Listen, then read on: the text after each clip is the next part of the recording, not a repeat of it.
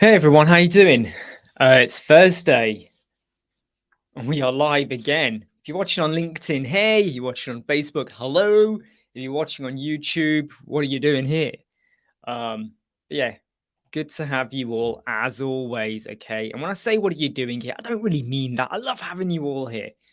But we're talking about Elementor, WordPress, businesses, marketing, branding.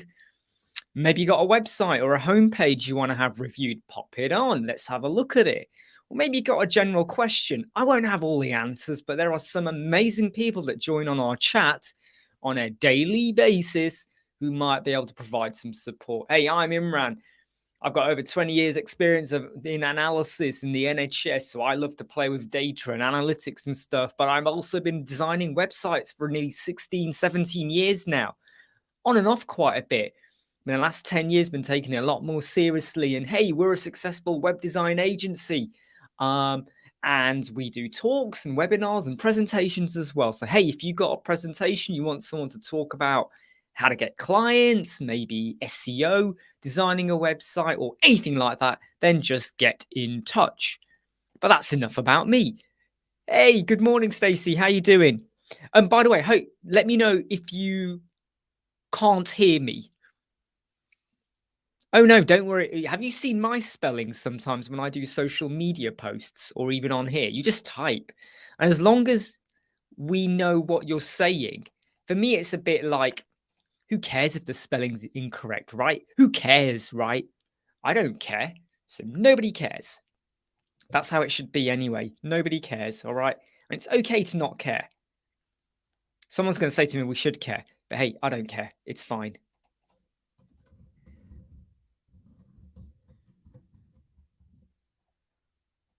Sorting out some of the stuff on here. The thing is, when I go live, because I'm using EB Mux at the moment, I have to quickly now fill in stuff on the YouTube side after I've gone live, which I hate. But hey, doesn't matter.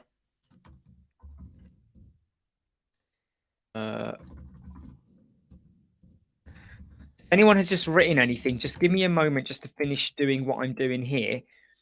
Otherwise, it becomes a problem later on. So I've just got to add in the cover art for this live chat, which is now done. Whoops.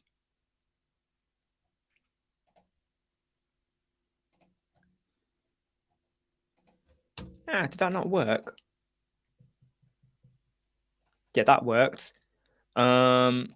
Just make sure everything is going okay. Customization, live chat replay, analytics are on, and we just have to enable the settings for the live chat. Cool. There we go. Bonjour. Hey, how you doing? Does the maintenance plan price offer between the website they have? Oh, sorry. Can you explain that again, Stacey? So you're saying, does the maintenance plan price differ between the web? Oh, right. Okay. You mean, all right. Okay. Yeah, sure. So if we have a maintenance plan price, say £50 a month or whatever, and I've said 3 minor revisions, content, images, things like that, right? Not a full blown rehash of a page or anything. That can include your WooCommerce shop as well. So again, it's 3 minor revisions. It might be to a product, it might be a pricing change, it might be something like that. If, however, they're going to want you to be doing loads of modifications, so more than 3 a month, you would then say, right, the base price is 50. You can either pay for a bigger sum of money, like is £100 a month, if you are going to have up to, say, I don't know, 6 or 10 revisions a month, something like that. Or you might say the base is 50, but everything over that, it will be £15, £20, right? But remember, evaluate it on the time you're going to spend. So if someone says to me, one of our clients, in fact, this product is now out of stock, it's going to take me 3 minutes max. Go to the website, log in, go into the product, change it, refresh it, check it shows on the website. Job done. 3 minutes. Okay, so I might just do it for free, or because it's not going to take much time out of good faith, or you might charge them, say, £15 or £10, whatever is your price bracket. If they ask for you to now make a big change to the product in terms of load loads more images in, so you've got to compress and convert them to WebP, or it's a big change to the product description, or they say, we now have 5 variations and attributes for the product, weigh it up in your head. This might now be an hour's work. So you might say, okay, we'll do it, but it's £60. And they might not like it, but they have to also respect the fact that if they were to contact a solicitor and they wanted to change their will, literally just one line, the lawyer might say, okay, great, come in and do it, £70. Like it or lump it, that's the way the world works. So weigh it up on what they're asking for, what you're doing, and how long is it going to take. The big mistake a lot of people make is you have a maintenance plan and you go, yeah, that includes revisions. And then they come back with 20. And you kind of go, whoa, hold on, that's a day's work. What is your day worth to you? What is that day worth in financial values? If someone said to you, I want a day's work out of you, what are you going to charge? So you got to factor that in. And I would say it's okay to have like a base price, whatever, but then you might want to have a bigger price. So you might have a scaled up, like a pricing ladder. Does that make sense, Stacey? I hope it does. I really, really hope it does. If it didn't, I'm really sorry, but I hope that made sense.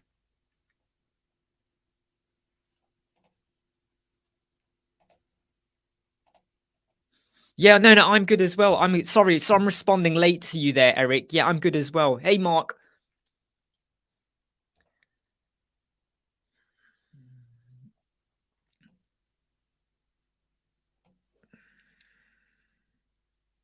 Cool. Glad that made sense, Stacey. So the pricing ladder is a great model and basically a really genius, great way to look, the best analogy I can give you is, you know, when you go into a car showroom and you got a brand new car come out, you have the basic model, right? Then you have the medium model, then you have the sports model with all the rims and everything. And the maintenance package for that car, I bet, would probably be less than the maintenance package for a WooCommerce appointment booking system. Because look, we got to be honest here, okay? If you were,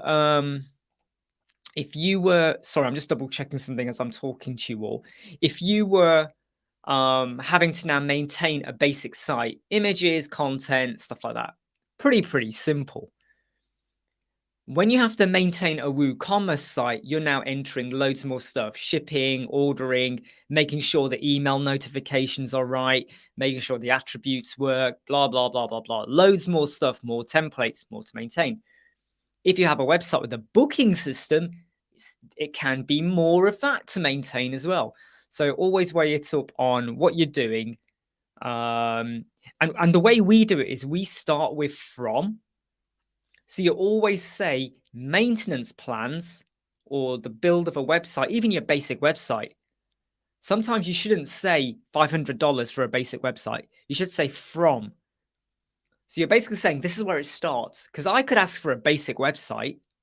Like, in fact, let me give you an example. Basic website, no WooCommerce, no appointment, basic website.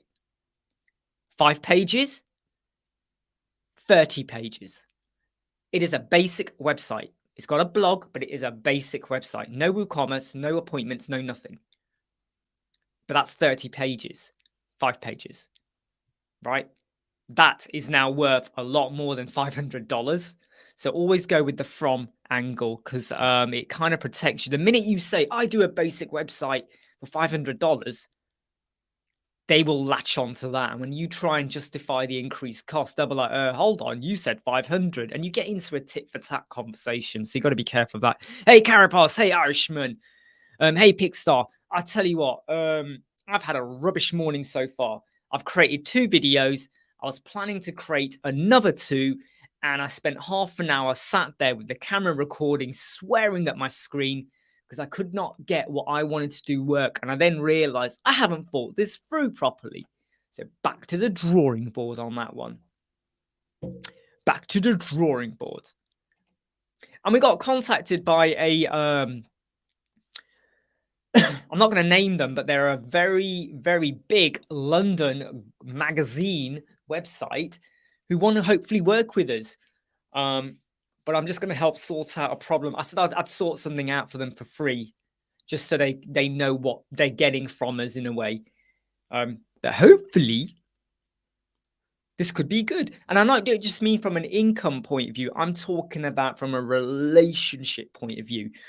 Because if you're able to do a website or work with someone who knows lots of other companies and brands in your country or your area, it can open doors to other potential referrals and work, right? It's like if you help out a charity, either with a free website or you support them and you lower your costs because they're a charity or something. They might be so impressed and like what you've done that they may refer you on to other places, and you might feel like you're doing it at a lower cost. But believe me, when people on LinkedIn and Facebook and Twitter hear that you helped out a charity, they suddenly fall in love with you for that, because they suddenly feel like you're a person who's got a good heart. You're not an Ebenezer Scrooge when it comes to ripping off or scamming businesses. I'm not saying anyone does that, but you get where I'm going with that. But I've been very disappointed this morning because I was trying to work on more videos and 2 of them just went down the pan. Yeah, absolutely, Stacey. What Stacey is saying there, okay, you've got to be really clear. And these are lessons we've learned along our journey as well. You start off, you want work, you have a woolly, like contract or whatever, or you just go, yeah, okay, yeah, we'll do that for you. You just want to you just want to get the sale. And then you hit pain and problems and issues and blah, blah, blah. And now we're a lot more cutthroat with, nope, the wrong format. Nope, the content. You can't send it to us by WhatsApp. You've got to send it via Word or email or whatever like that. So we're a lot more cutthroat on that. Hey, Jimmy. Oh, 20 minutes. Right, sorry. I thought you meant you were getting your Mac, which is tomorrow, isn't it? Sorry, mate. I was like, 20 minutes he's getting his Mac. Mac Daddy. By the way, I'm wearing my hat because my hair, I could get away with it, I think. I think I could get away with it. But it's a little bit all over the place. I've even been to the shops this morning to go get some quick snacks and food and stuff. But as you can see, look, I haven't properly straightened my hair. So look, you can see it's now going like that. It's going out to the side there. See that? Look at that. It's like Krusty the flipping clown going on there. But it's like, look, this is my out of bed look, right? Look at it, it's crazy. Hence why I have the hat. It's amazing how much of a difference the hat can make. Right? I bet that woke you all up. It wasn't that bad a morning, to be honest, Jimmy. It was just 4 videos I wanted to record. 2 of them fine. The other 2, and when you're recording and it was meant to be like a 3-minute video and 25 minutes have gone and you're going back and forth and you're trying to get it to work and it's not working and it's not doing what you want. And then you realize, I can't put this out there. I can't just like fudge it and go, look, there's a problem, but hey, you'll work it out. I can't do that. I've got to think about it, solve it, and get it out there.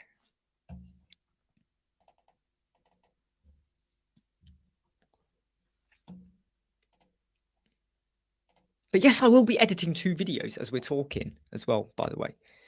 Right, let me just... by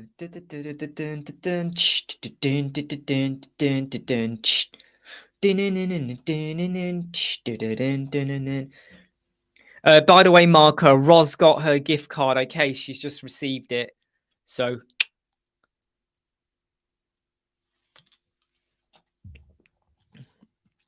got her a $10 gift card. No, sorry, it was £10. And then it converts into euros or whatever it was she had for her. So she's very, very happy. I think she's going to get her mum something from Amazon or something like that. So that's nice little gesture, that, isn't it? Works out nice for everyone. Works out lovely for everyone. Okay, right. What am I doing? Ah, yeah. I've just got to get the streaming pop out. Believe me, when you go live, there's so much you got to do. So I have to do the EV Mux bit. Then I have to quickly modify the YouTube live details. Then I have to get the pop-up chat thing to pop out. Otherwise, I can't reply to you all properly. Then I have to shut that screen down, shut that screen down, shut that screen down. There's lots to modify. There's always lots of stuff to modify. Let me just move that over there and move that over there. Okay, yes, Pixel, what's the best free security plugin? WordFence. Well, there's the oh god, what's it called? All in, hang on, I've got the name for it because I'm gonna do a review. All in one WP security and firewall. That's really good, free. That's good. And WordFence is free as well. But let me tell you about a little problem with WordFence. Sometimes WordFence can stop light speed checks on your website. So, when you go to Page Speed Insights or any of these other websites that check your page speed score, it says cannot be returned, error, cannot be returned. And it's because of WordFence is stopping them from checking your site. And what WordFence always say is put in the IP address. And I can tell you now, that does not always work. That does not always work. It's annoying as hell. So WordFence can be a pain with that. Stacy, what's her question? Is about. I think Zoho are just cheaper. And they've been around so long, and the fact that I have to be honest, the domain prices are really good on Zoho, and the email service is pretty good as well. Hey, Charlie. So I would say that look, if I was going to go with Elementor Cloud, right, I would be advising my clients to go and get their domain and their email through Zoho because it is so cheap. I mean, the email is free. Did you hear that? It's free. But if you're going to go over 5 gig, I think it's 5 gigabytes, something like that, which is actually quite a lot. Then you pay, I think it's something like, what is it? 0.8 of a dollar, 0.8 cents or whatever it is, or about £1 when you convert it. No, hold on. When you convert it to pound, yeah, it's about £1, right? Per month. So for say 20, say for about £10, you get your domain and email for free, or for about £20, you get your domain and your email with a bit more storage, right? For the year, £20, that's quite good. And then Elementor Cloud, $99, Elementor Pro, you get your Google Cloud hosting and all that built in. It kind of works out quite well. So I will now be advising my clients, go for that. I would always advise my clients to go SiteGround. Those that really don't want to spend the money, I'll then direct them to 123reg because they were pretty reliable, I have to be honest. They were pretty good. However, the domain and email with Zoho is very competitive. And the whole Elementor Cloud thing just makes total sense. Hey, Michelle, how you doing?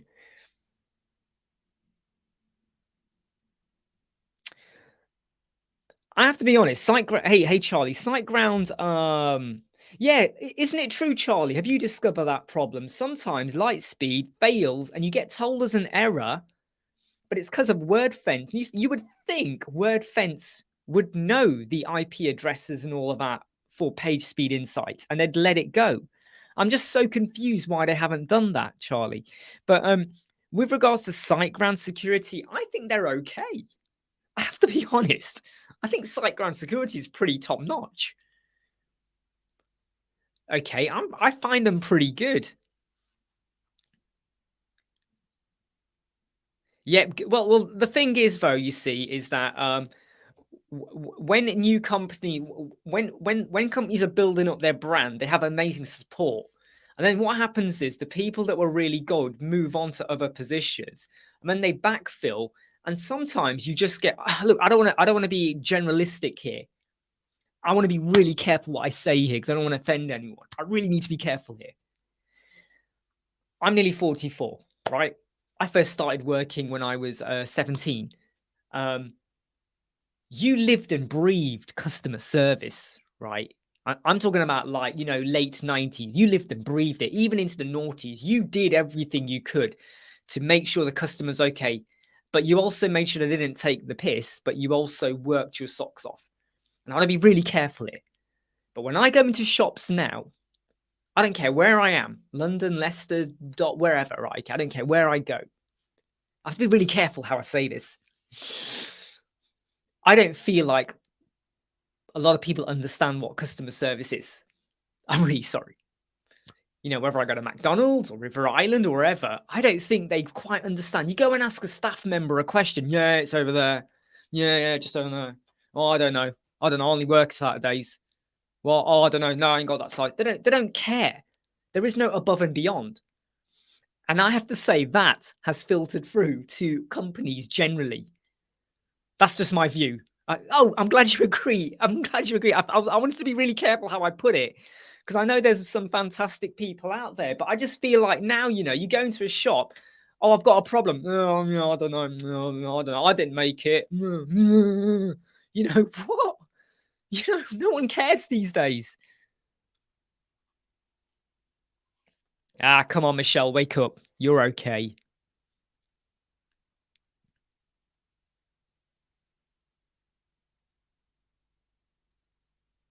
That is very true. No, I think what it is also, Michelle, is I think the trouble is that they can see some of their peers. And again, look, I don't mean to be generalistic, but when you look at a lot of their line managers that might not be too dissimilar in age and their background, when you see them getting away with something, you then think, oh, well, I'll do that too. And it's like, I would never talk back to my teacher when I was at school. I would be careful not to get in trouble. These days, no one cares. You can say what you want about the police and the authority and everything. Everyone has their own view. But these days, people don't care. You see people walking around with phones.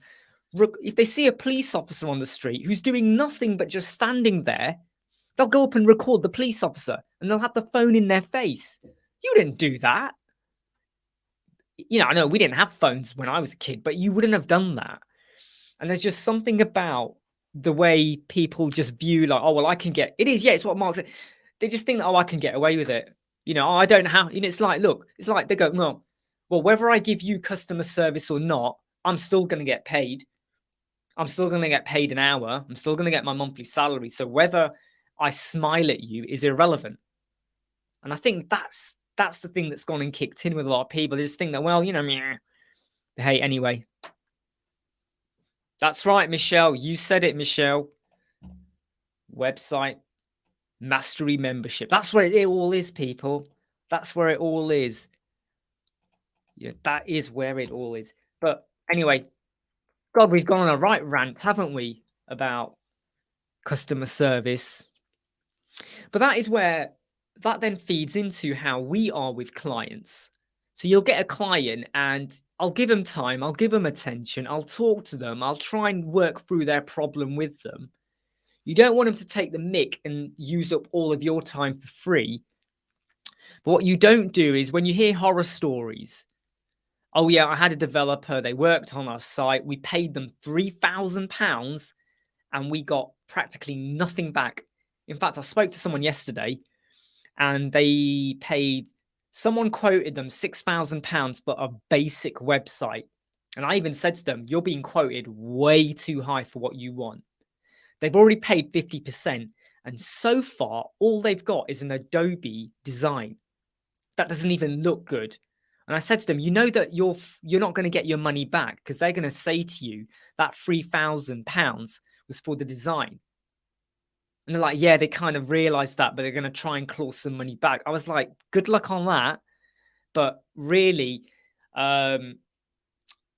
Look, if I had anyone come to my house right now and I said I need to have an extension done or I need some building work done, they will say, yeah, yeah, £2,000. I'm the annoying arsehole who then says, can you break that down for me? So how much of that is material? How many days will it take? And how many people will be here doing it? And if they say to me, it's £2,000, right? And the materials are £500 and it's only going to be one person and it's done in one day, that means I'm paying them £1,500 for one day's work. And that's the point where I go, really? Really? So sometimes understanding the sometimes being able to relate to customers, but also try and asking the right questions can help.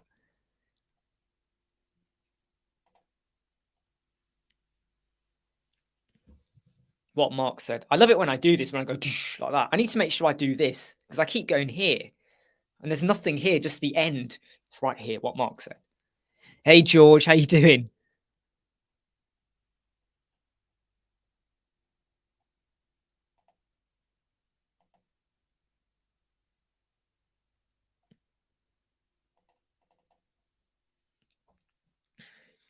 Right, I'm just going to open up iMovie so I can start editing a couple of videos. I mean, so far this week, it's been brilliant, right? We did 6 videos on Tuesday, 5 videos yesterday, 6 videos, 5 videos, and 2 today. So that's 13 videos.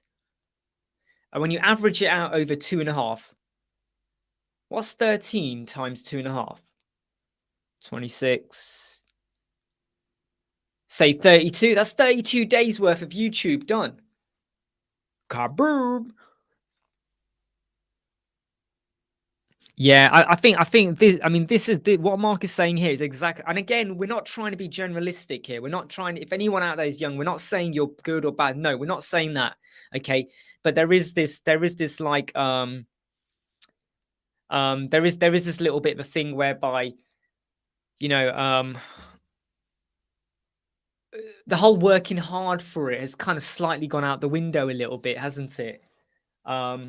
And I think that's a pity because, you know, it just makes you wonder, my God, what kind of services will be out there in 20 years time, you know, because don't forget, you know, sometimes like your parents can only do so much, right?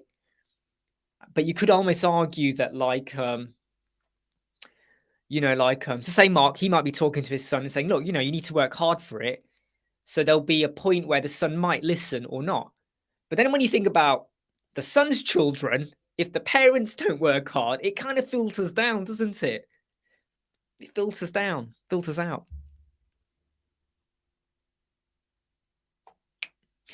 Do you know what, George? This is why I cannot. This is why whenever anyone says to me, SiteGround is rubbish, the customer service was appalling, I sort of go, well, you must have done or experienced something really bad to think that, because I have nothing but praise for them. I know a lot of people feel the same. But when you create a new website and then you connect and you start working on it, the SSL, you know, when you the forced HTTPS and all of that, when you want to do the speed cache, boom, boom, boom, when you want to do the email accounts, when you do the forwarding, staging site, subdomain, you know, even the analytics that some you get within the site tools, it's so simple. And I know you got to admit you are paying a premium, but then you go, that premium includes within it the customer service. So now divide what you're paying by 12, and then you go, oh, okay, that means we're paying about, I don't know. So one of our shared servers, it works out to £250, I think, a year, something like that, right? Divide that by 12. 25 to 250 divided by 12. What's that? £22? 20 odd pounds? 20 odd pounds a month. And we're getting about 20 sites on there. Customer service for every single site, all the emails, all the SSL, all the caboodle. And you kind of go, What are you whinging about? So when people say to me, oh, it's too pricey, I go, have you thought about what you're getting and the customer service, right? You kind of go, whoa, hold on. Because for me, that £20 a month, when you work it out, that's the maintenance you're getting. And what I love is they know their stuff. Some clients I've worked with, and we could go on about GoDaddy all day long, right? But when you ring their customer service and you give them a basic question like, can you purge the server? They go, ooh. They think you've just given an order to kill or assassinate someone. No, I said purge the server, not the serviceman, not your butler or your maid. No, the server. Yeah, Gerald, bit early today. I got so, how shall I say it, pissed off the 2 videos I was recording didn't come out the way I wanted. So I just went, oh, sod it, I'm going live. I'm going live now. Take care, Michelle. Have a good day. Okay, have fun.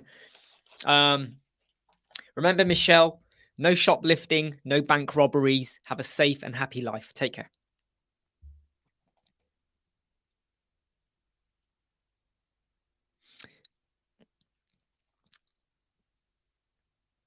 Kiora from New Zealand. Is that your name, or are you just drinking Kiora? Because Kiora is a drink, an orange flavored drink. Kiora, a bum bum bum bum bum bum. Kiora, a bada bada bada bum. How did that advert go? Which I know they will never play these days, but how did that advert go? It goes, I can't remember how it used to go. Kiora from New Zealand. I'm not sure if I should probe any more as to what you mean by that. I'm worried now. Just checking some messages that have come through.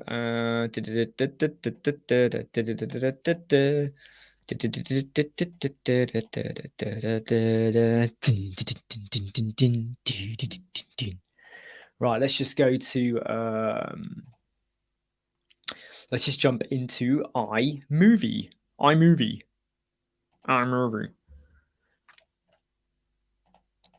No joke. Kiora is Maori for hello, welcome.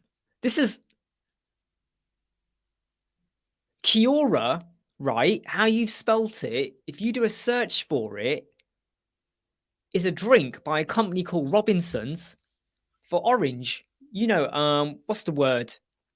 What's the word begins with C? Concentrated, right? Where you add your water to the juice, and lovely drink. Especially Robinson's barley water. Lovely. But that is I did not know that. I'm quite surprised by that, actually. I'm not saying surprised like I don't believe you, but I'm like, I didn't know that. There you go. You learn something new every day. Let's just go to share screen, window, iMovie, share.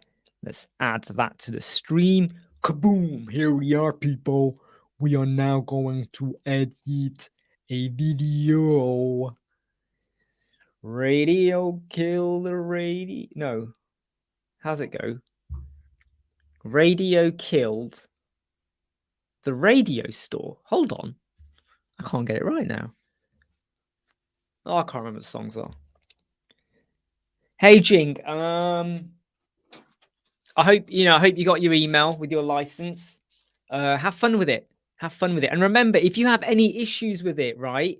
Remember, you've got the live chat icon, right? In the bottom left over here, okay? Video kill the radio star. That's it. Why did I say radio? Because as soon as I said it, my brain went, hold on, I just created a paradox. Like, Thank you, Gerald. Excellent, Gerald. I'm glad. And I'm glad you kind of agreed as well. It's so amazing how you can have a logo and you go, wow, it's amazing. And then you look at back when someone mentions something, suddenly your brain goes, You go, I can see now there's something not right there.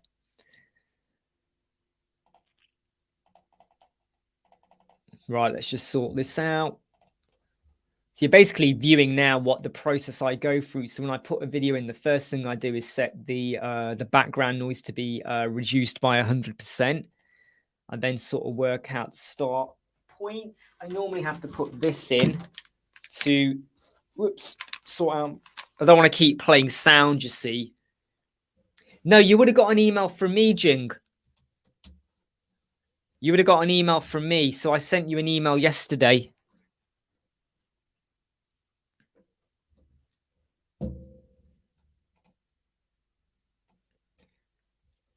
So, yeah, I mean, let me just do it like this then. There we go. We'll do that. So this is just me now, just sorting out.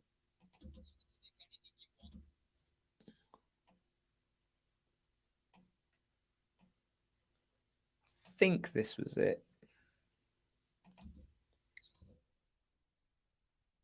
Just editing a bit there.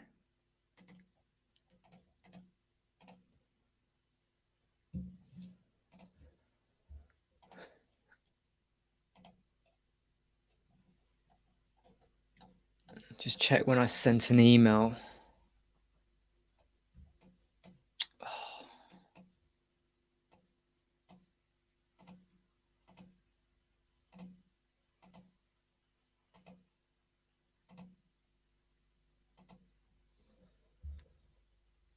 Yeah, cool. I'm glad you got that, mate. Okay, yeah. Well, as soon as you said that, I was like, oh, damn it. Let me check I sent it to the right person. All right. So what you need to do is you go log into elementor.com, right?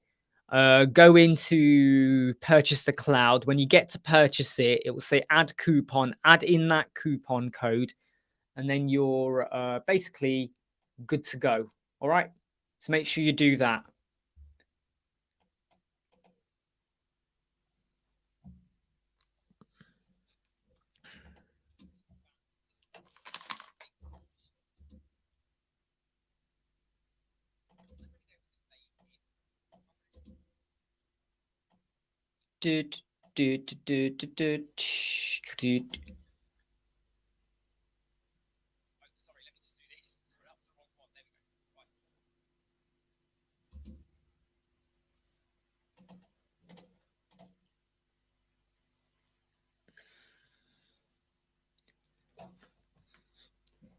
Yeah, I mean, who knows? Maybe at some point in the future they might do some more promotions. And as soon as I know, I'll get my name in there and try and get some freebies. So don't ask me how I got those freebies, okay? But I managed to get those freebies, all right? So get 5 licenses. You know, that's quite cool.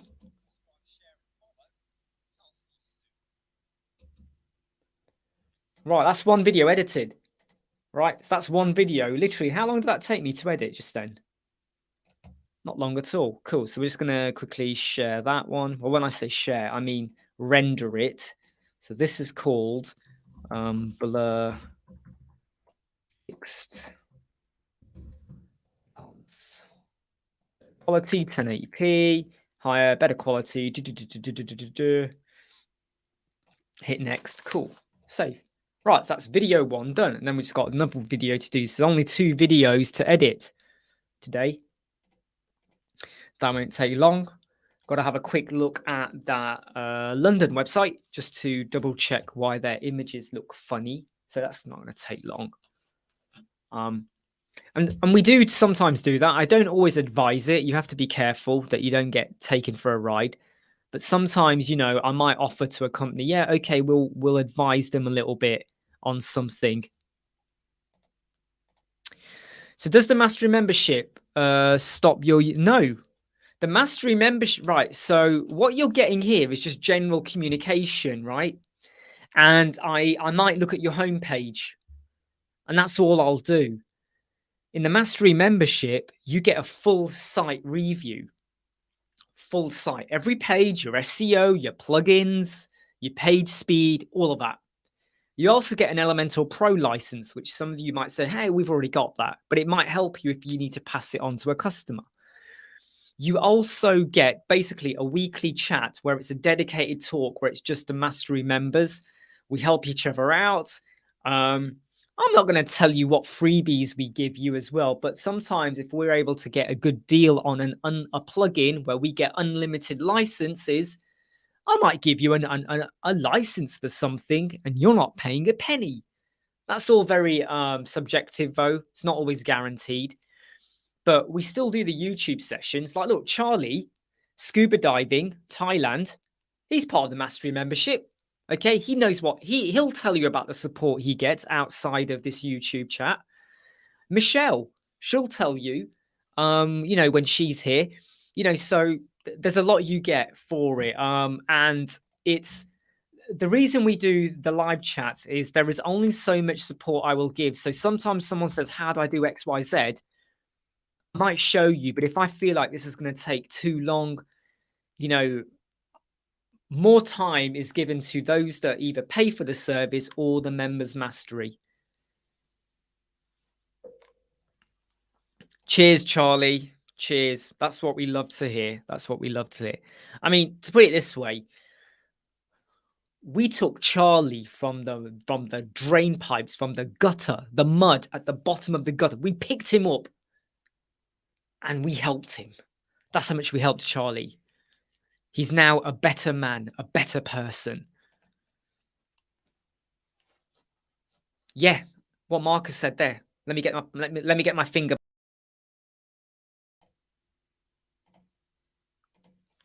There, what Mark says, okay?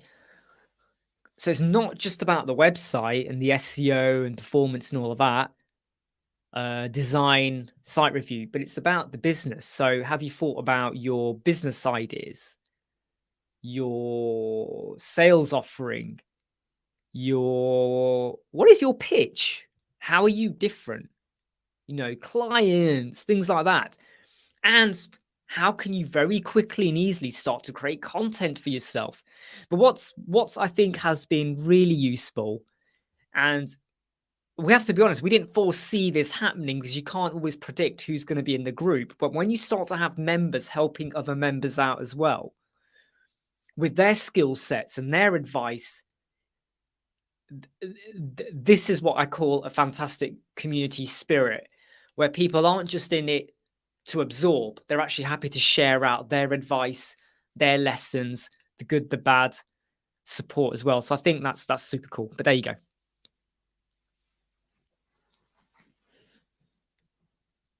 Well, the way you got to think about it is that, okay, so even if you're not selling, right, or anything like that, you can almost argue then, okay, so what's the purpose of the website? What is it there for? Who are you attracting? What's the point of it? So how can you get a bigger outreach? How can you connect with people, whether they're paying or not? That's secondary, but what is the purpose of why you got that website out there? So that's the sort of things you need to be thinking about. Because I know people, they're not selling anything, they're not advertising anything, but they wanted a website. But they haven't thought about, well, what is the point? Why would anyone come to your website? And they go, oh, but it's for my friends and family. And I go, well, that's what WhatsApp is for. That's what you have a Facebook, private page for. That's WhatsApp in a way. What are you sharing? What is the point of it? You're paying a domain and hosting. Why? What are you trying to achieve? So then it's all about, social media, reaching out and stuff like that. So it's kind of going, and we're not going to dwell on this, by the way. It's going from, what is the point of the website? Is there a point to it? Or are you wasting money on it? And then what are you trying to achieve? So is it just coverage, followers? Is it business, networking? Or maybe it's for others to come to advertise on your website, so you might earn a bit of money. Or is it just to support charities, things like that? No, don't worry, Gerald. It's a question we get asked quite a lot, and it's kind of trying to be transparent. And have you noticed at no point have we said this mastery membership is going to help you earn $10,000 a month? We're going to make you a millionaire this time next year. I am going to make you have 100 website leads come to your inbox every week. Boom, boom, boom, boom, boom. You're going to be batting people off because you'll have so much work coming to you. None of those promises, nothing like that, because they're not true. They're not true.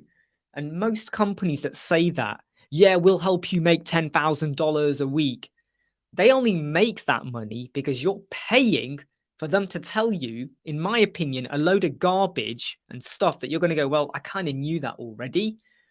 And in fact, what they'll tell you is they'll say, right, you go and create something and you sell it onto someone, and then they then sell it onto someone, and and so the person advising you is only, they don't have any actual knowledge, any great tips or hints or business experience. All they're feeding you is garbage to make you think.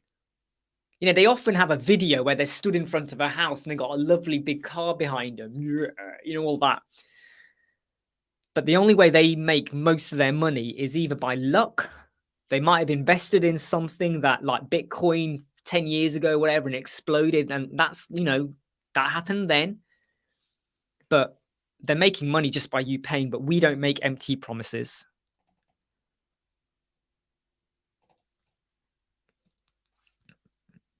Exactly what Mark says there. Yeah. And that's the thing we're really clear about, even though we call it, you know, it's website, you know, design mastery membership.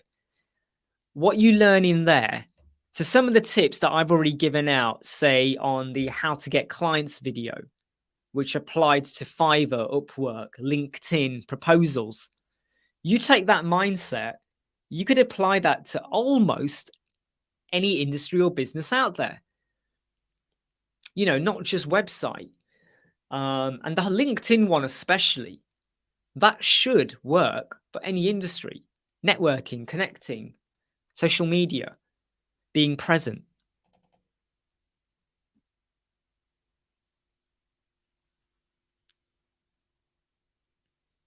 Yeah, raw integrity.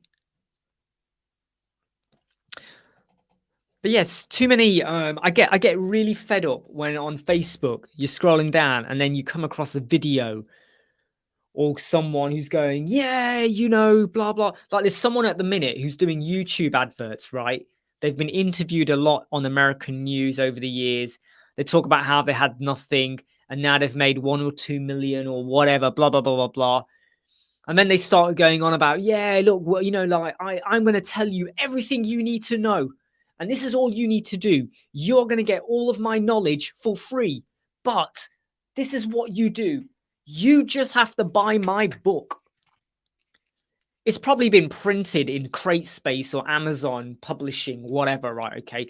This book is probably only about 100 pages, if that. $13, right? No, sorry. What did they say? Yeah, I remember now. They said the book was $29 and the shipping price for the book was $13. What?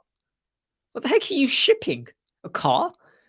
The shipping price is $13. So here's their pitch. You're going to get all my knowledge and you're going to make £2 million. The book, $29, is free. You just pay for the shipping. $13. What a load of crap, hey? You know, the book is free, but you pay for the shipping. $13. That's probably the price of the book and the shipping.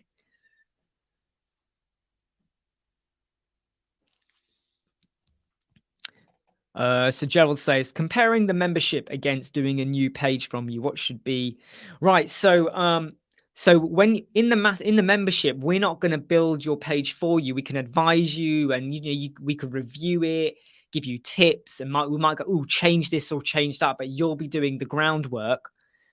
But if you want us to kind of like work on your website, if you want us to design your pages, your responsiveness, you know, stuff like that, keywords, page speed, all of that, that's the difference in cost. So in the mastery, I mean, we're not, just because you're a member of the mastery, we're not going to design your website for you, because that then the cost for the mastery would have to be quite a lot higher.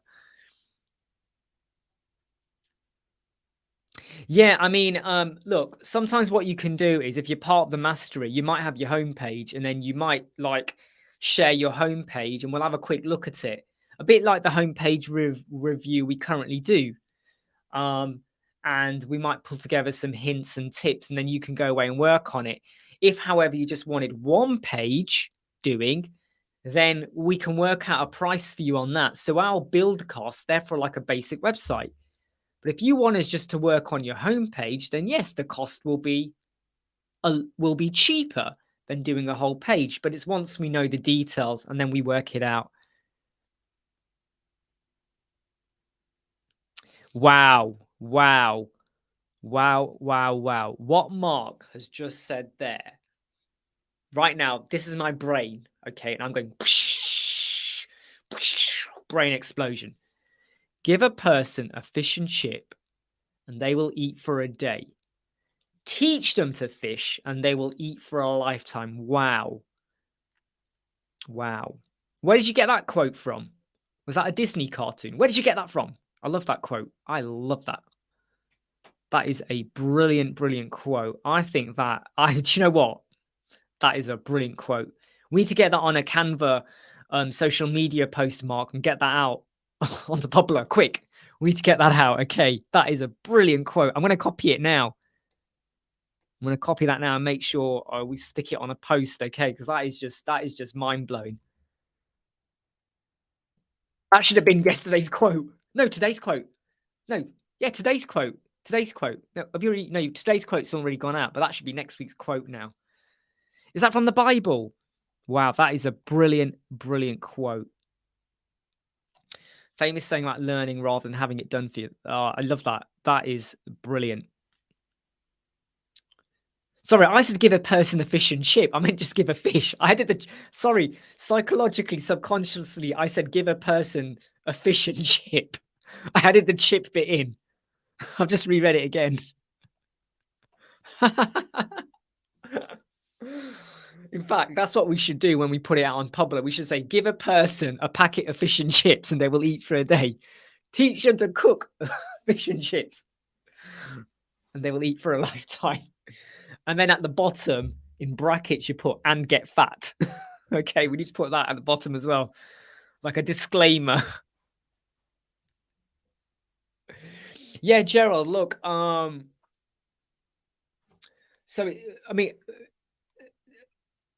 not going to put any prices here. We do it via email because of, we don't like to share stuff like that. But a lot of it will depend on if you email us and give us a better idea of what your homepage would be. So you want us to work on your header, your footer. How long is your page? Because again, this is something I think web designers have to bear in mind. When you say to someone, yeah, we'll build you a 1-page, 5-page website, right? And then your client comes to you with like 50 sections, loads of shit going on here, right? That's a lot you got to worry about for page speed, loading time. What if it's 50 images? How long is that going to take? 50 sections? That's probably 2 or 3 days work there. Whereas a 1-page, you might have gone, yeah, half a day, whatever.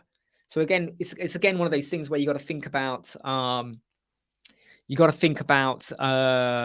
what exactly are you agreeing to here. So whenever anyone says to us, okay, I just want you to work on my homepage, I then start to go, right, what is your homepage? And they often go, oh, I don't know. And I go, well, then we can't quote. There was one client I remember. They weren't a client. There was someone discussing, and they were like, yeah, on the homepage, we want our featured products and I want our blog. I went, right, so you want us to create your shop? No, I don't need to do that.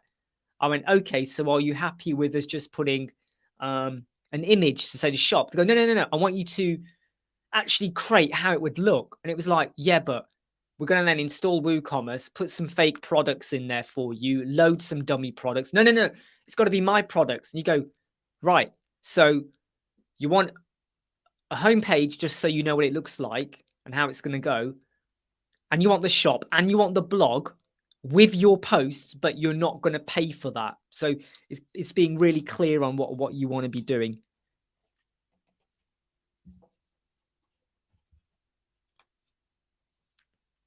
And that is what Charlie said there is so important, that if you want to become someone who isn't reliant on someone in the future, if you can master those skills and understand how to improve as well with your responsiveness, page speed, SEO, all of that, and with your business as well, as your business grows, you're not forever waiting on someone to give you an answer to progress forward. And it's like Mark said, you can either stand at the edge of a road and wait for someone to help you across, or you can look left and right, assess, and then go yourself. Why wait? The road's empty. Cross, get on with it. Right, that's video 1 done. Let me now do video 2. Video 2, let's just share to the stream. I mean, seriously, this EV Mux is amazing, isn't it? Hey, take care, Stacey. I'm surprised you stayed so long. It's nearly an hour. I probably will still be on in an hour. I tend to find that 2 hours seems to be quite good. I get stuff done I want to get done, and I get to talk and engage and interact with people, answer questions, help people out, and waste your time. I don't mean to waste your time. That just happens. Just happens. This bottle has been open for nearly 2 hours, and it's now 2.5 hours, in fact, and it's now semi-flat. Just checking some work going on out there. Someone's doing some work or something.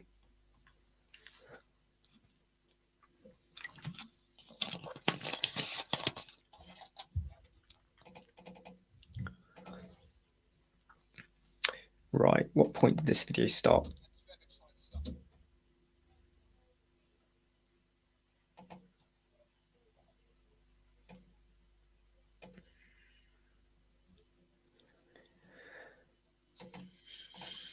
Just edit that out. Start from over here.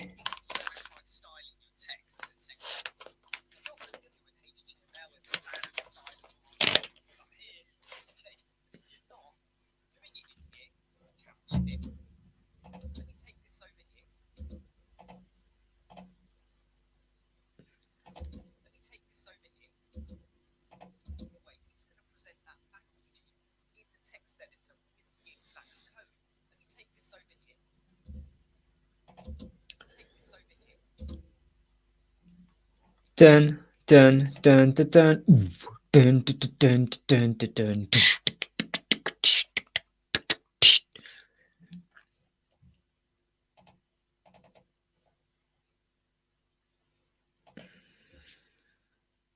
Thanks, Pickstar. I'm glad I haven't ruined your life yet.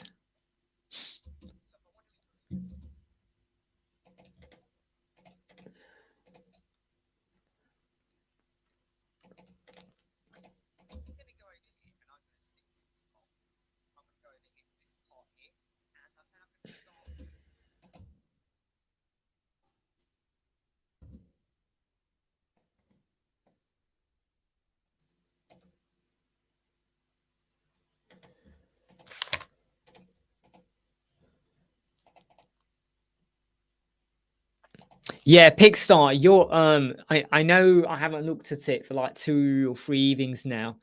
But I am looking at it today. In fact, I'm looking at it this afternoon.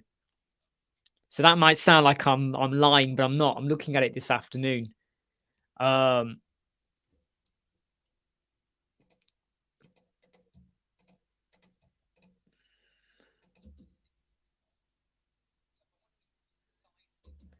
And normally I'm a lot quicker at getting back as well.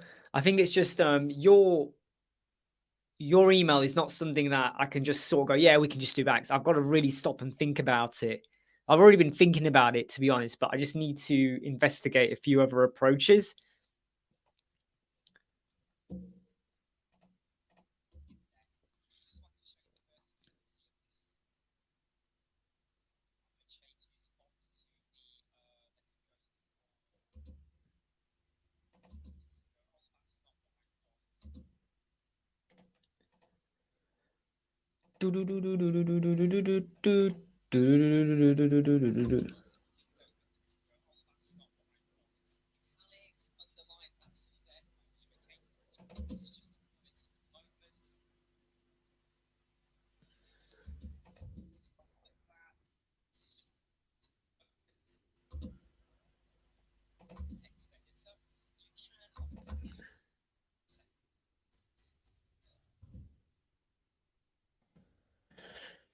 editing out loads of junk in this video because there was quite a lot, I have to be honest.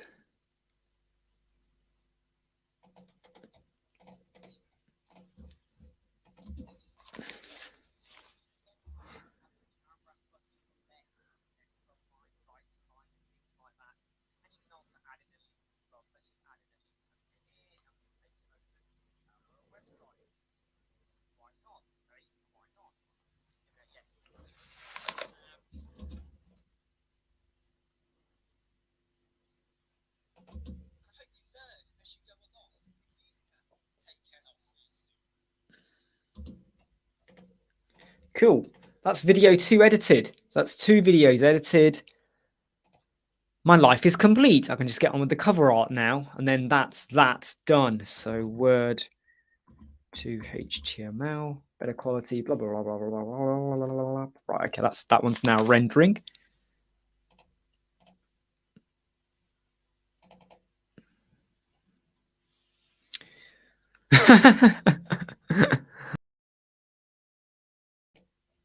That's kind of funny. That also prepping my lunch egg fried rice.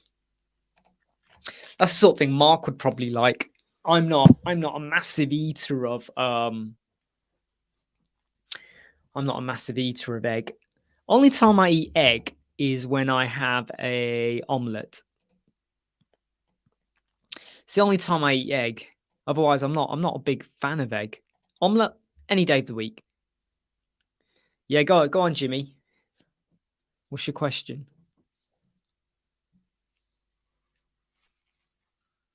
What do you want to ask?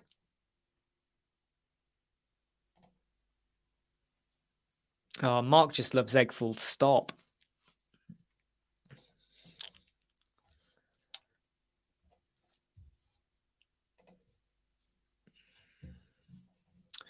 Let me just check.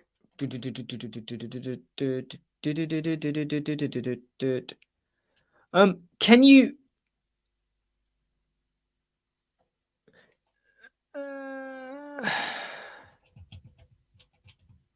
well, Gerald, so can you email me the logo? So don't send me the screenshot. Actually email me the logo. I want to test something on it. Okay, just email me the actual logo because I just want to test it. Can you do that?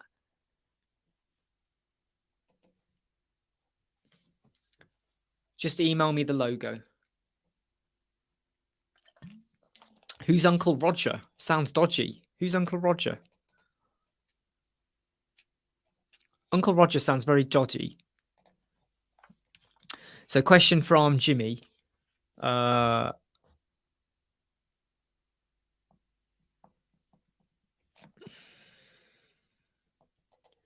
What do you mean for Elementor, Jimmy? Life prices. Oh, do you mean just like generally living?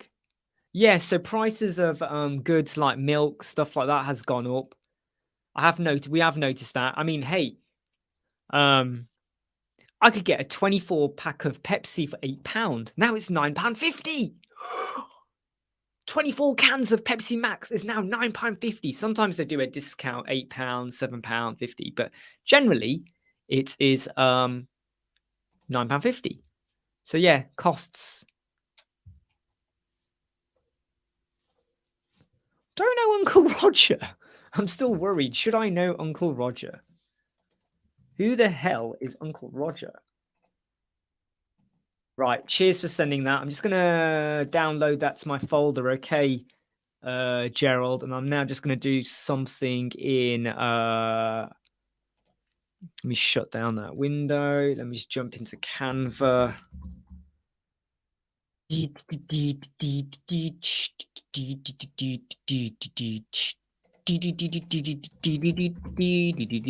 fact, I'm not going to do that. I'm going to put it into my staging site so I can actually just test out. Yeah, I mean, some costs of some products have gone up. But I don't know if that was all down to Brexit, though. I think there's so much other stuff going on in the world, you see, around the Brexit time as well. And I think they just kind of happen to occur.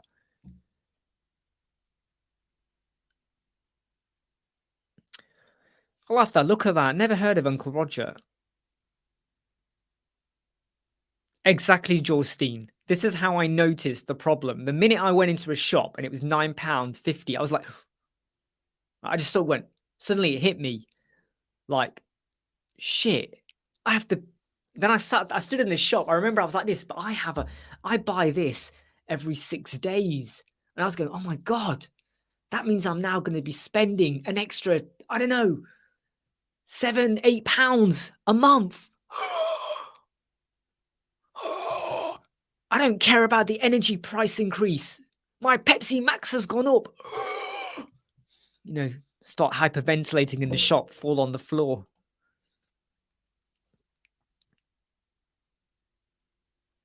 Yeah, I'm not sure about the process of moving to the UK.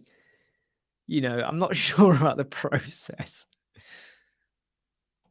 Right, let me just quickly go to this page. So I'm still here, Gerald, by the way. Okay, I'm still here. I'm just loading your logo in. All right. In fact, I'll do it in my media library first. Let's add your logo in. For starters, mate, your logo isn't a PNG, so hopefully you convert it to a WebP, all right? Because the size for that will be like 4 kilobytes, if that. It's so small, okay? That's number one. The second thing is the dimension they've done at the moment is quite big. I mean, we're talking ridiculously big, but I'm just going to check on a page now. If I was to add it to a page, because of the height of your letters, you see, it is what I would say it's a big logo, right?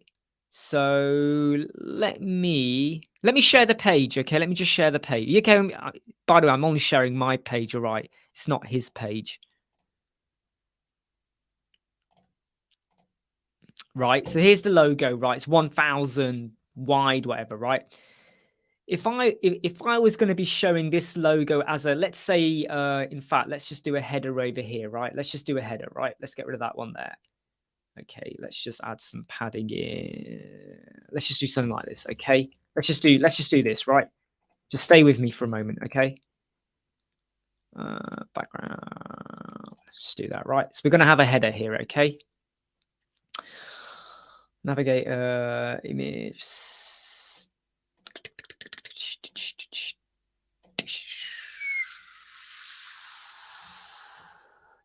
Right, okay, so there's your logo, okay? Now, if I was going to be styling that, okay, right, I think that's okay there, about 110. Right, 110 is okay for the logo, I think. Can you guys see it? I mean, you probably can't even see it. There you go. Sorry, you couldn't see it screen. There you go, right? So there's the logo, right? Let's just give this a bit more padding space. I don't know. Let's just go with 10. Oh, let's just go with a 10 there, right? Ignore the fact it's not transparent, okay? That you can sort out however you're going to do it. But if you look at that logo there, you might have to just increase the contrast to just sharpen it up a bit, about something like that. That is okay. Right, okay, so that size there, I would say 110 in height is kind of okay. If you went down to 100, I think even 100, in fact, I'm going to say that's when you go down to 90, that's now getting too small for my eyes. And I think 100, between 110 and 100 is, I think, okay. Yeah, so I think if you size it to be 100, but I would say what you've got to do, though, is if I just go back over, say, here, right, to my media library, okay, if I go here, okay, and I go to this logo here, when you've loaded it into your media library, right, make sure you click edit. You see this bit over here where it says scale. You go over here and you change that to be 110. You change that to be 110 and I hit scale, right? That is now scaled. Okay, when I come back out now, whoops, if I go over here now, it's gone from 42 kilobytes to 14 kilobytes. You convert that into a WebP, I guarantee you that will be less than 2 kilobytes as a WebP. That is how small that will be. That is how small it will be, okay? So I'll let you. So I would say work on your sizing and stuff like that. Hide that. Go back over there. There we go. And that's the beauty of the live chat. Yeah, I mean, I mean, I have to agree with what there is something about that font as well. I do find it just feels too close for a logo, you know. And if you imagine someone looking at that from far away, there's a bit close. And it's more of a headline font, if I'm honest. That's more of a headline font when you're really trying to get an impactful headline over. Sorry, what are you saying there, Pigstars? You're saying, is it necessary to have the top level domain in it? Doesn't the name work without it?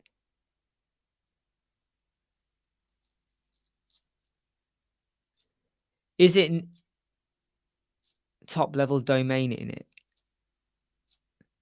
Ah, right. Yeah. Actually, that's a very good point. You've got concertphotos.com. Yeah.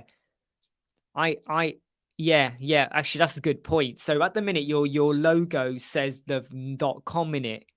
And I would never do that. I would never do that unless you're really trying to force a brand. Like, is it that every promotion item you do now, any promotion item, are you going to have the word .com?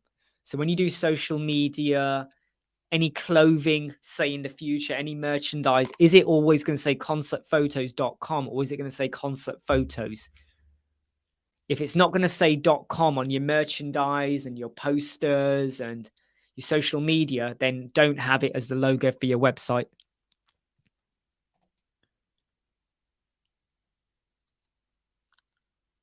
Yeah. Well spotted there.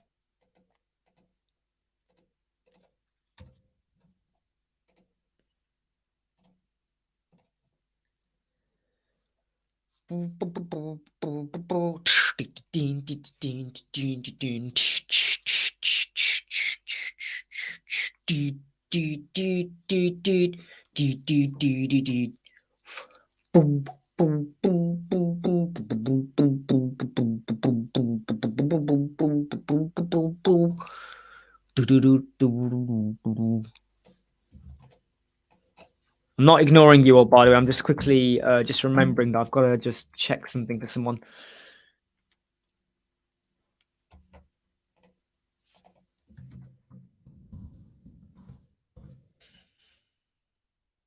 Yeah, I mean, if that's the advertising and the brand that is really being putting across, then I get the .com bit.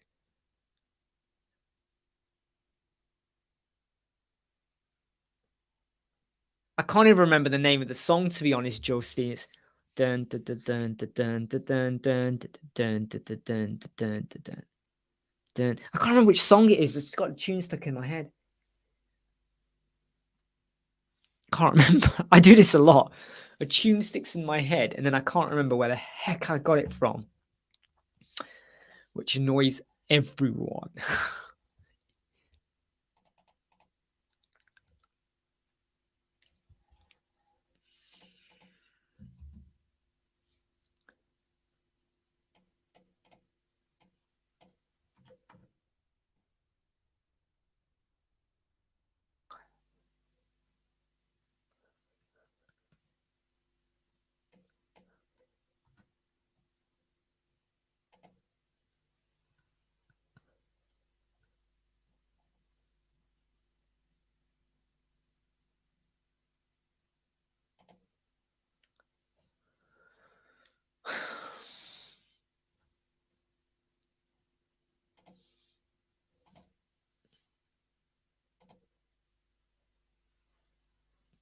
Dun dun dun dun dun dun dun dun dun dun dun dun dun.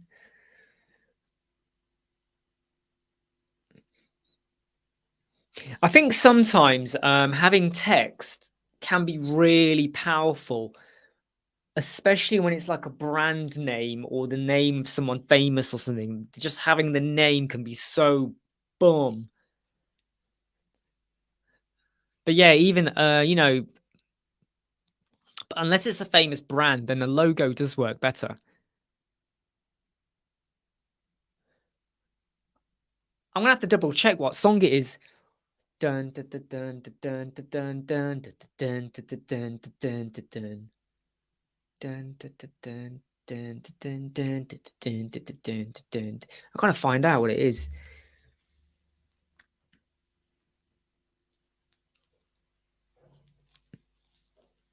Yeah, I agree with what Jimmy says there. The more I look at it, the more it feels too high. It just feels, I just feel like stuff like that where it's a high font, that's for your impact as your headline one or your main header on a page. That then is like, boom, we are amazing. This is super. Whereas the logo is meant to be like nice, it doesn't interfere. Because there is always a danger that that logo could start dominating the content on the page.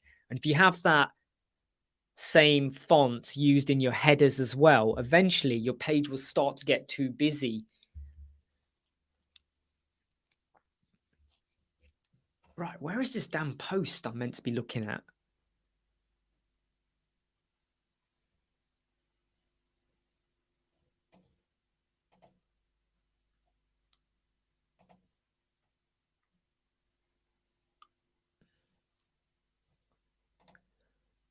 Da da, breathe and stop for real. Give me what you got. I said, done. Breathe and stop for real. Give me what you got. Dunna, dunna, dunna, dunna, dunna. Oh, come on, man. You know, when someone wants a little bit of help, but they haven't given you the correct link. Ah, now I find it. So it's this link. So they give you me the URL, but they haven't given me the actual post title. So I just searched through 14 posts, and guess what? It was number 14. They could have told me the day they did it. That would have helped. Dunna, dunna, dunna, dunna, dunna, dunna, dunna, dunna, dunna.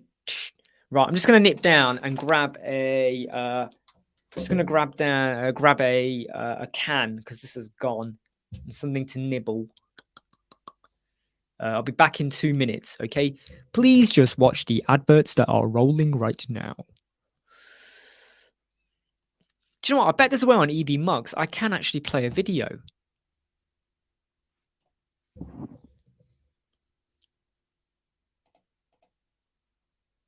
Yeah, I think there is.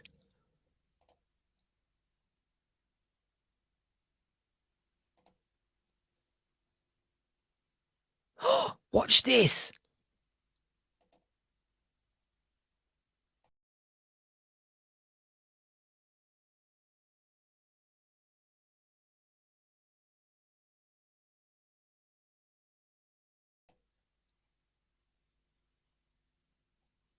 No, it doesn't work.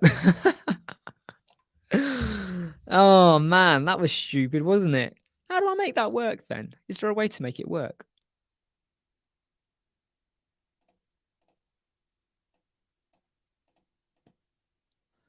Ah, well, doesn't matter. Right, I'm just gonna quickly go grab something to eat.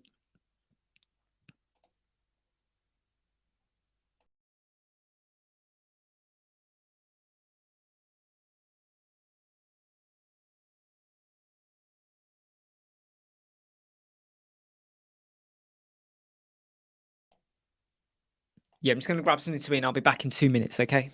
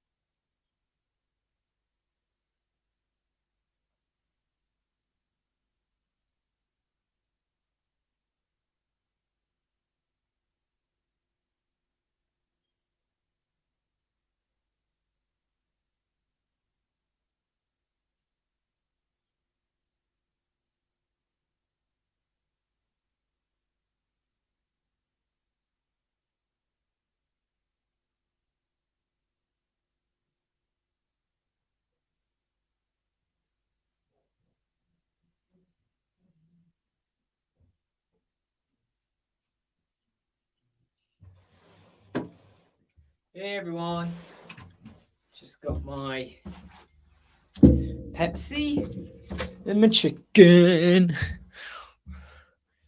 Chicken.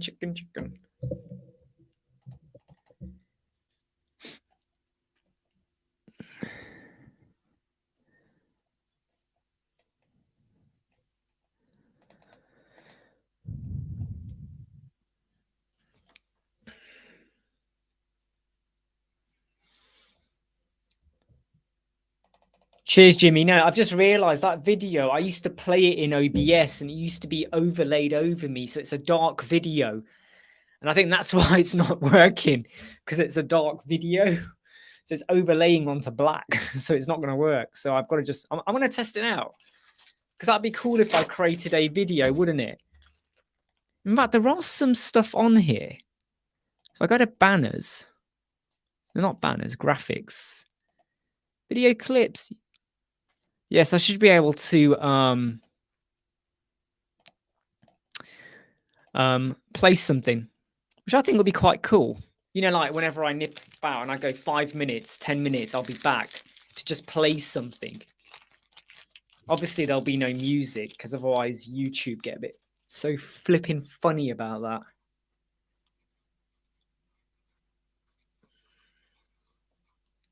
I think every day I'm getting more and more worried that we're going to be heading towards a nuclear war if we're not careful.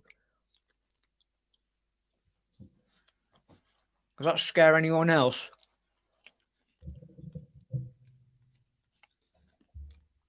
And last night my son was like, he's nearly 7. He was like, why don't we just go in and kill Putin? I was like, you could start a nuclear war. And do you know what? He freaked out. He proper freaked out. Are you telling me there's going to be a nuclear war? And then this morning when he woke up, he was like this. I had nightmares last night. I'm so scared. There's going to be a nuclear war. And I was like, no, calm down. And it is you can't joke about it. It is serious. And it's like, have any of you put any thought into this or thought about it?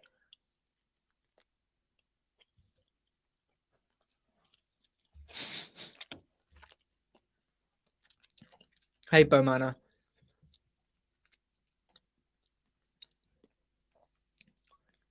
So what I'm going to say, though, you see a lot of the logos that you've just sent me, Gerald. They're very transparent, right? And the image is so big, and the wording,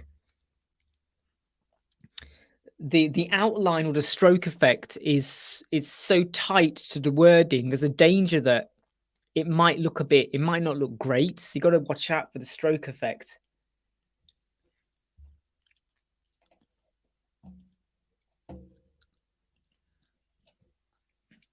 It's just, it's just like, my big worry, right? My big worry is about what other places or countries think they can do as well. They can get away with.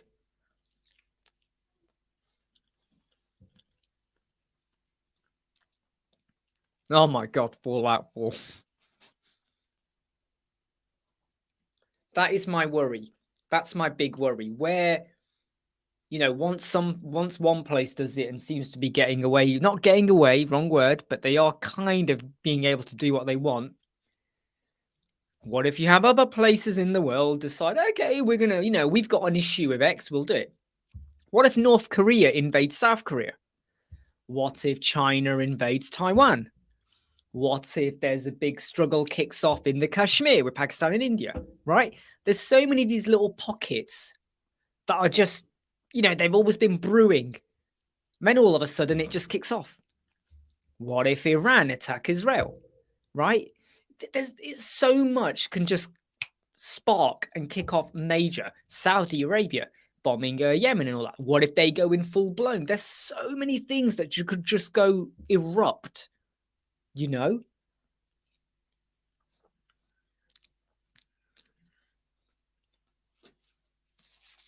And I honestly do think, I know I'm not ready for it, but I honestly do feel like, I'm sorry, I've got to say it, But I think a lot of the younger generation would be just, I don't think they could cope with that amount of stress.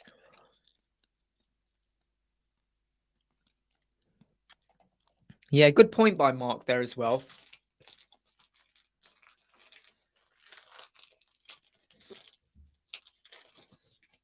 Because sometimes, like, just finding an image on clip art or something,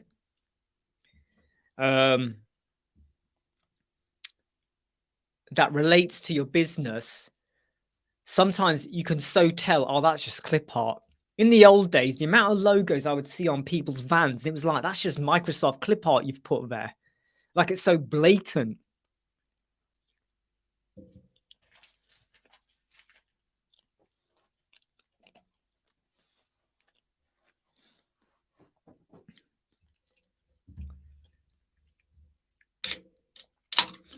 And it's a very good point that Mark makes as well. If you're after really serious clients, like really like people, if you evaluate your audience and you see what kind of logos they have, and you're trying to attract them, and then you go for a very flamboyant, colorful logo, maybe the serious people, it depends on, it's right, what kind of market you're trying to attract.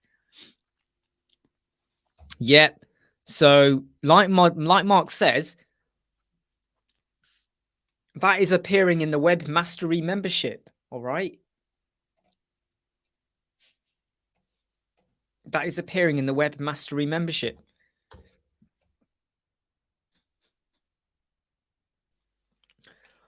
Doesn't matter. I mean, all you got to do, Gerald, is look at like who would you like to be using or coming to your website? So like the logo you've sent me, the other logo, it was just to me looked like it was just of a camera. Sorry, not a camera.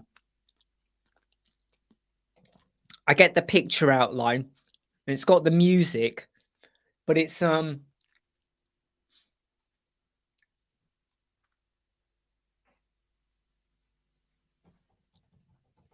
someone might look at that and not understand it's about the photo side of it, even though you got the photos. But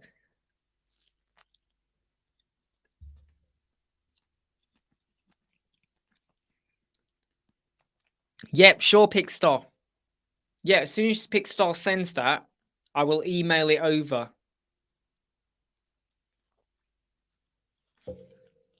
Ah, got it, Gerald. Now I get you thinking with the transparent.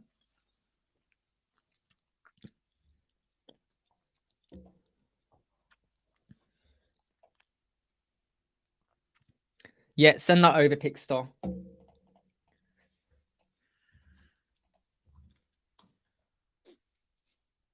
What I'll do is when I get it, I'll skew it, really wreck the sizing and send that to Gerald and go, this is what Pixstar made for you. How disgusting is this? I won't do that. I won't do that.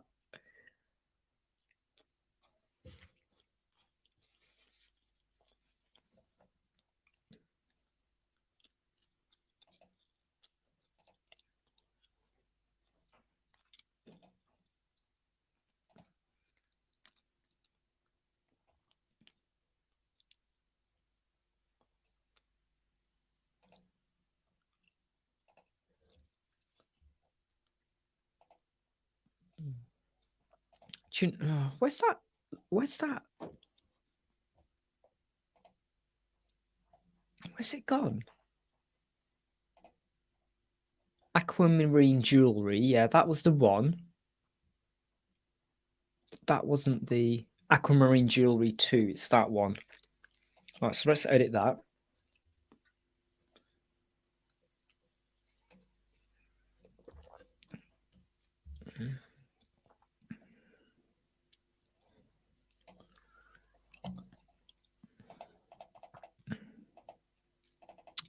Cheers, Pixstar. Just wait for that to come through. Just turn my emails off and on again.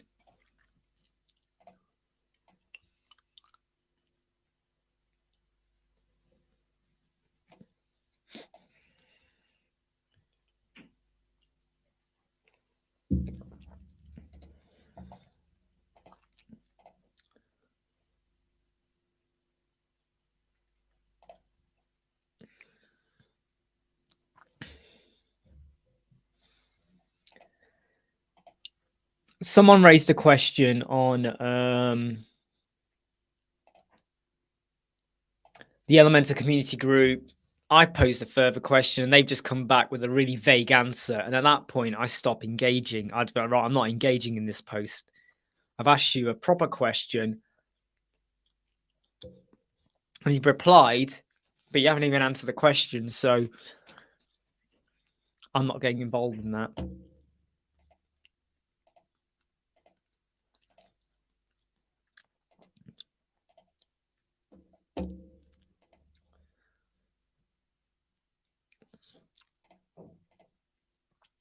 So I don't know if you know, so does any of you ever come across Lana Miro? So Lana Miro works for Crocker Block, and I've actually spoken to her many times, and then I did a blog post for her as well. She's in Ukraine at the moment, and she's still in there. She's still there. And just puts things into perspective, doesn't it? Just really puts them when you chat to someone who's actually there. We can joke all day about stuff and what's going on and blah blah blah, but sometimes it just makes you think. Terrible stuff. No, his email's just come. His email's just come now. Literally, right now, Gerald. It's just arrived.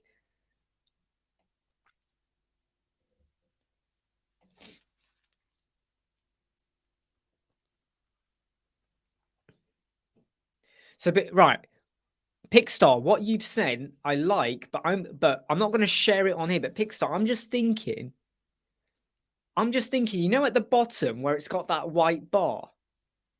What if that was, and I get why you did it. It's almost like the Polaroid effect, but I think it would work better if that white bar at the bottom was the same width as the side and the top as well. So where not the tab bit, but the border that you've got going like that. This here is a chunkier bar, isn't it? And I reckon if that was shrunken down to be the same width as what you have here, I think that would work better. What do you think, Pickstar? Do you get what I'm saying about the bottom bit? Do you hear me? Do you get me? Do you get me? Do you get me?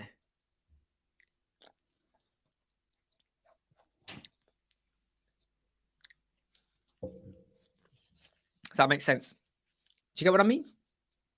I get why you did it, but just my opinion. But if I saw that, I'd prefer if the white was the same, because it would just frame it. Yeah. All right. So Gerald, you just got to wait now because Pigstar has to run out, go off to his printing shop, get that logo redone, recrafted, and then we'll send it.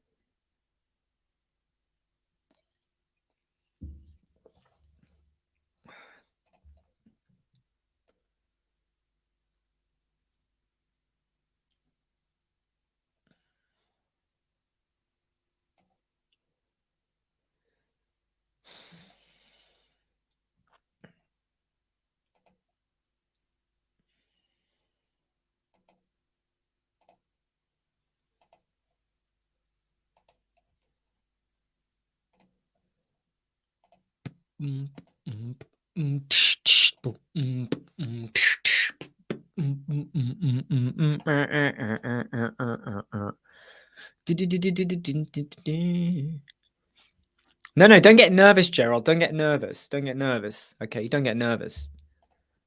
Nah, don't get nervous. Right, there's nothing to get nervous about.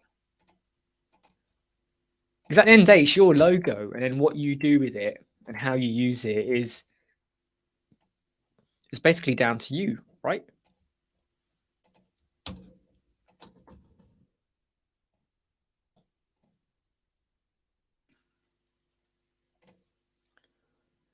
I'll live in a town down under. No, is it I live in a town down under, or is I work in a town down under? I live in.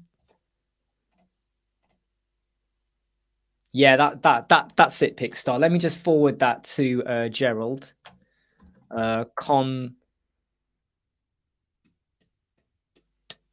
So I'm sending it to your contact address, okay? You know the one, Gerald, contact@concertphotos.com. All right, it's going to that one. All right. And Pickstar's email is still in there if you want to go back to him. All right.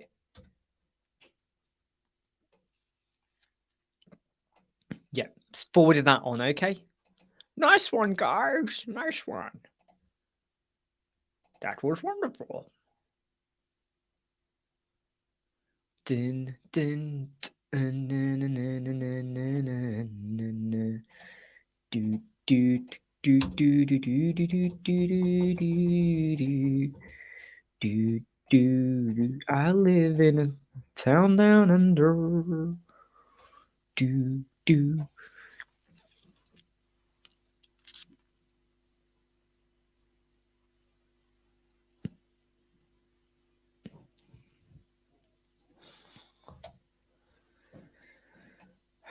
Right, what's going on here with this person's website? Below, everything is not centered. What's up here? You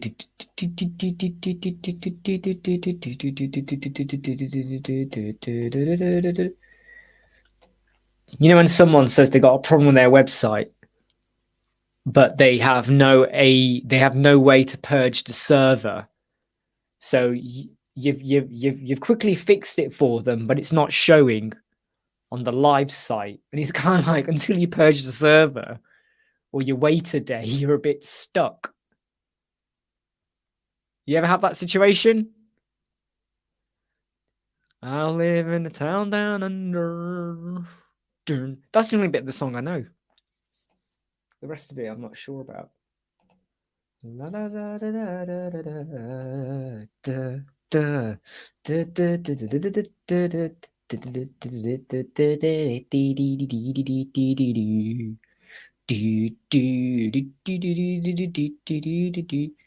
let me check the ratios on this. Something obviously is stopping this from presenting properly. And it could be the container. Could be the container. Could be the container, maybe. Yeah, men at work. That's it. Yeah, men at work. I can't be asked to put the video on, Gerald. I can't be asked, right? I just cannot be asked to put on the video. In fact, you know what? Sod the hat. I'm just going to go with crazy look today, all right? Just crazy, kind of like hair all over the place look today. Don't care.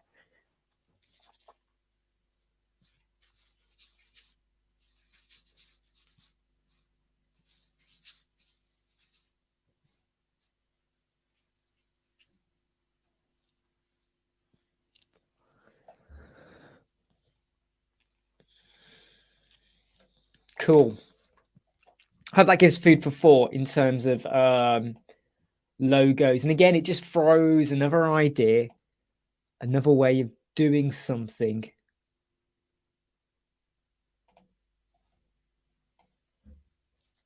Just gets you thinking differently sometimes.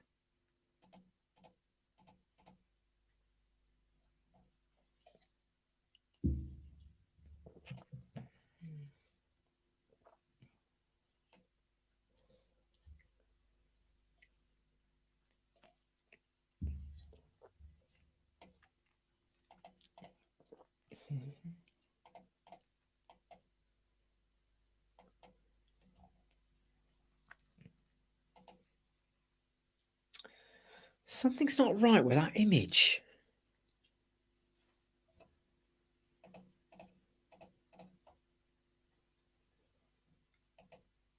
What have they done to that image?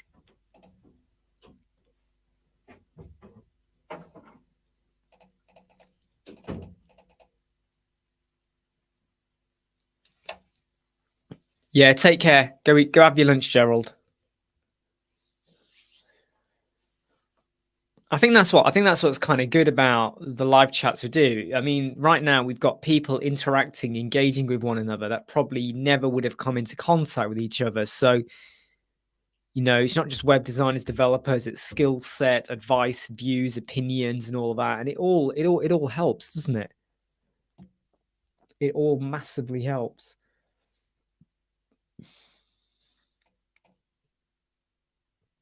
What is going on here with this box?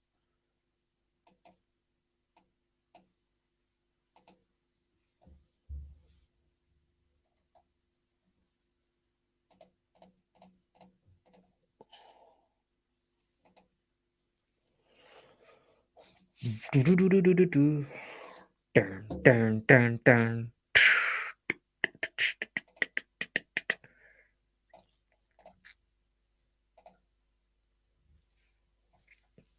Let me stick another image in. Let's just see what happens if I pick another image. Let's go for that image, right? Let's stick that in. Let's make it a full. Let's just make it a pixel size of 20. Let's go for 200. 200. Right, update that. God, this website is slow on updating. This person's website I'm looking at is so slow on updating. I don't know if that's the server. But then again, they've got loads of images on the website, like loads. I've told them they've got to sort the images out. It's too many.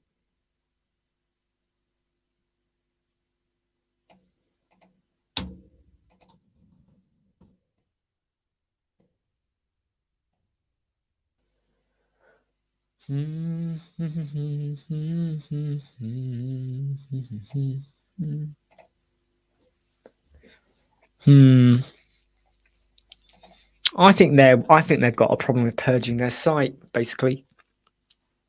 No, they're not. I've already told them that. So on their pages, they have like over 60 images.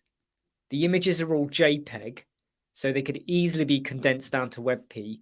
The other thing they've got problem is some of the images they're pulling from sometimes some optimization tools. They put your image on like short pixel or whatever it's called, Cloudflare, and then it returns it back. But then what you're doing is you're causing your images to go here before it comes back. And you think that's great for optimization, but if you've already done the WebP, you don't need to do that. You're just causing a fetch request. It just slows down. Massive, massive, significant change, I've said to them. Look at my hair. Massive, significant change they can do if they just sorted out their stuff.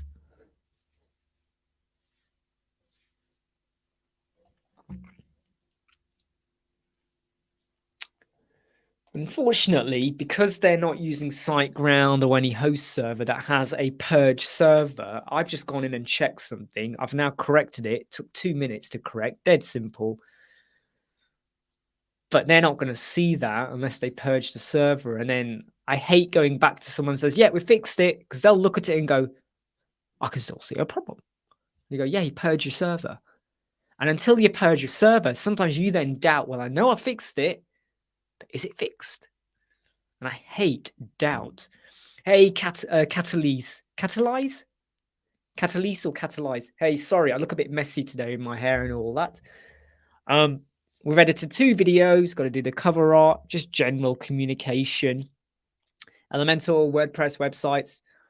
Talking about our Mastery membership, if you ever want to sign up and get more support with us. But at the same time, there's been some great communities help within the group whereby someone has helped design and modify a logo for someone. That video is most likely going to be up on Monday, I think, Pickstar, because I still have to do it. And I'll tell you why. I've done a bit of playing around with WordFence, and I'm starting to find some of the features in it to be not very intuitive. And if you're doing a page speed insight on your website, right, it doesn't always work. WordFence blocks it, so you get an error. And I'm like, hold on. But the all-in-one security firewall, that's the one I'm most likely going to be looking into a bit more. I've now decided that loads of people know about WordFence, but the all-in-one security firewall, that's the most likely the one I'm going to be looking at.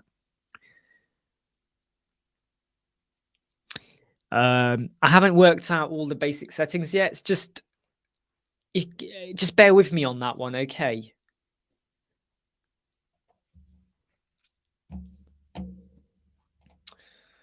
I'm just trying to work out how can I purge this bloody site. I hate it. I hate it when like you want to prove, look, here was your problem. It's all sorted now. But you can't because there's no bloody purge thing. Urgh.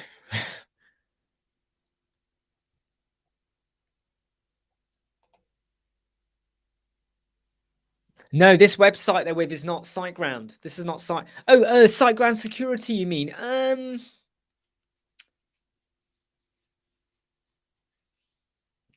I'm not entirely sure about the SiteGround security.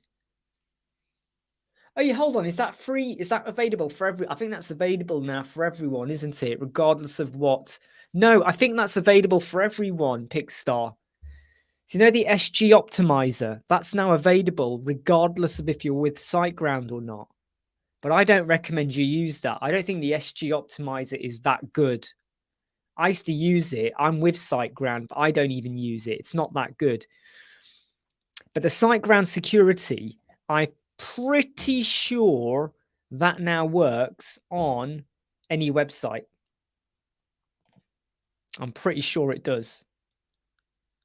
Yeah, the optimizer. I mean, I used to think it was great. So easy. The settings are so simple. And then when you check your score, I was like, this is not really doing much. Got rid of it, switched to auto optimize. We are happy, and it's free. I can't remember, you see. So is this SG security just for... Just double checking SG security.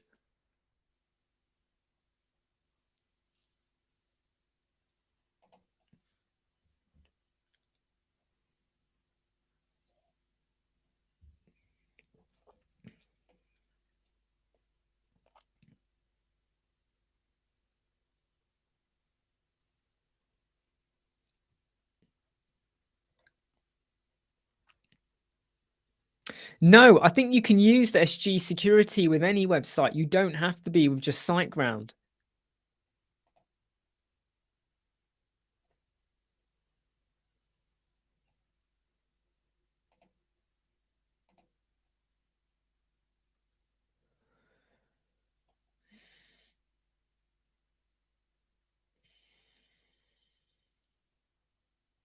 However, though, when I look at the reviews of it, I think still people are having that issue that others have had with regards to when you're trying to test your website with page speed and stuff like that. So again, you know, it's a bit like WordFence. It's called SG Security, Pickstar. SG Security with a space. SG space security. I've got clients that use Cloudways. I do not see major differences in their speed compared to a website with SiteGround, if I'm honest. If I'm honest, Afterglow, I don't really see that big of a shift or a difference. And I don't know if anyone out there has used Cloudways support. You know, I don't know, how does that compare as well? But I'm not sure. I'm not sure it really has that big a difference.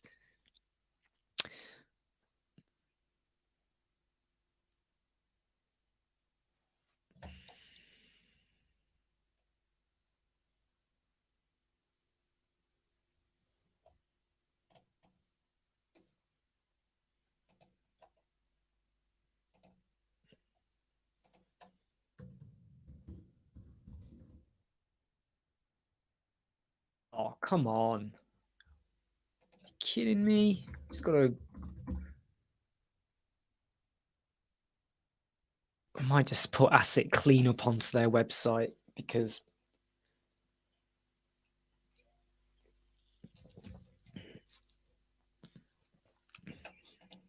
I really want to refresh their website. Yeah, I mean, SiteGround, I honestly, the only time I will use someone other than SiteGround if it is a Elemental Cloud website. So if I'm using Elemental Cloud, okay, just change the lighting here. If I'm using Elemental Cloud, okay, and I for a client, okay, not for me, but for a client, then I'll use the cloud. But if I want that all-in-one service, I'll stick to SiteGround.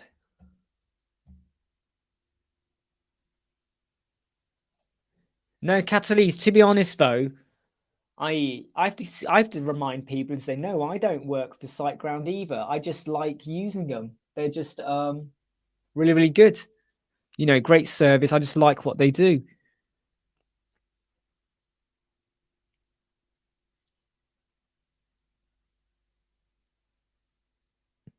Yeah, Jimmy. So you know what with CodePen? When I made that video, I found it worked with loads of stuff. And then even I admit, when I then tried to do what I did with some codes, I was falling all over the place. And some of the things I don't like about CodePen is they give you the HTML, they give you the CSS, and they give you the JavaScript. And then there's resources you've got to pull through as well.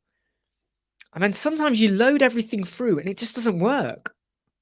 And what I hate is the designers, developers. How long would it take for some of them just to explain this is what you need to do? You got to do this, this, this. And you might need to pull this through. And here's the code. I just wish they took a bit more time on what should you do to install or set things up. And I just feel like they just don't do that. And that irritates me a lot.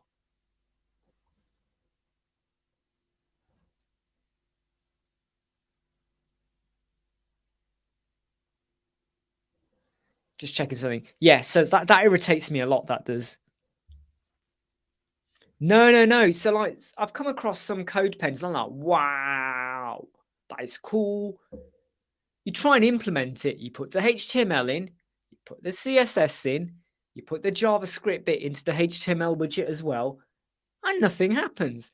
Then you go, oh, okay, I've got to load this through. You try and load that through. And it just doesn't do what you think it's meant to do. And you sort of going, what are we doing wrong? And I just feel like they could just explain. Don't you think they like all they do is go, duh, duh, duh. Obviously, there's something else that needs to be done. And you think, why can't they explain that? What is the point of creating this amazing code, showing off, hey, look at this. But you can't even say step 1, step 2, step 3. Oh, by the way, you've got to, you know, in the JavaScript bit, if you click the cog, it then says you've got to load these resources. It doesn't fully tell you what you need to be doing with that, does it? Because I just think this is like, is it really that difficult for them? Like, seriously. And this is where I get peeved off, because this is where someone will turn around and say to me, oh, that's because you're not a hardcore developer. We don't use Elementor WordPress. No, we build hard code. Yeah, great. That's great for you. But that's like me turning around to them and go, do you drive a car? Yes, I drive a car. Well, you don't know how to drive a car because you don't know how to take an engine apart. Can you do all the wheels? Can you fix this? Can you fix that? And they'll be like, no. I go, well, you can't. You don't know how to drive a car. Driving a car is irrelevant to whether you know the inner workings of it. That's why you have an expert for that, you know? It's Afterglow. Maxed out my speed at 70 seconds in page speed insight. Whoa, Afterglow. Do you want to email me with your URL for your homepage so I can have a look at it? Do you want to email it? Look, over here. Over here, look. Thank you, Jimmy. You know where I'm coming from, right? But you want to email Afterglow? Do you want to send an email with your URL? If you can't paste your URL, YouTube won't allow it. But do you want to email me your URL? You know, I don't mind quickly just jumping in. If you're happy for me to put it on screen, are you happy for it to be on screen live? If not, just say you don't want it live. You know, let me just go in and have a look at your page speed, because it might be nothing to do with your server speed. It might be something else in the website. But if I see your website, I might go, yeah, or no, or something like that. I should hopefully understand it a little bit better. Hey, Kermit.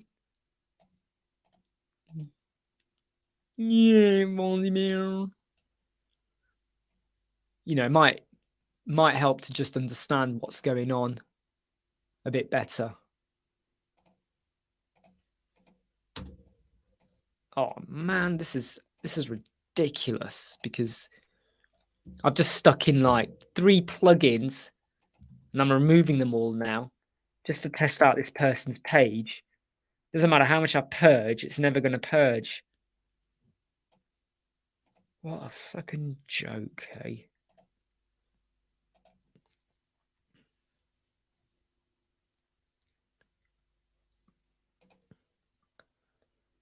Yay, Kermit. Yeah, cool. It will not be on the screen, Afterglow. I will talk about it, but I will not have it on screen. So all you're going to see is my mouth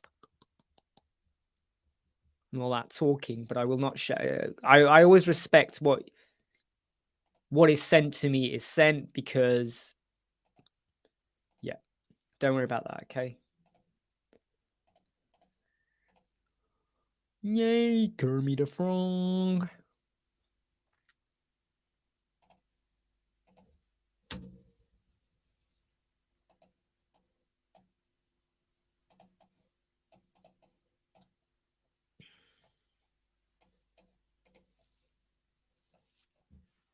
Okay, cool. Let me just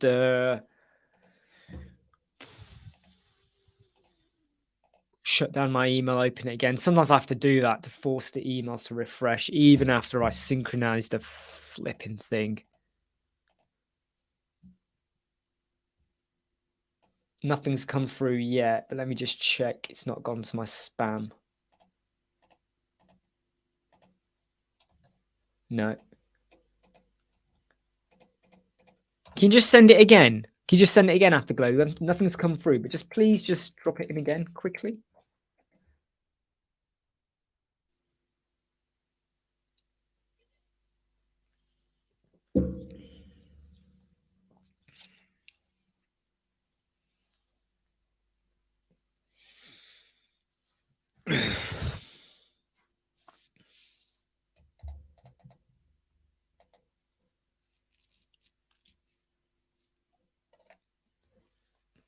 Wanna laugh?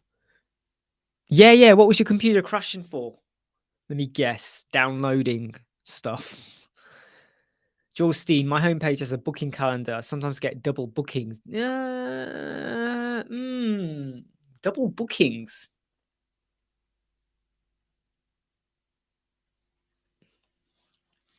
I would say it's the booking calendar, or whatever, or the plugin you're using. I don't know.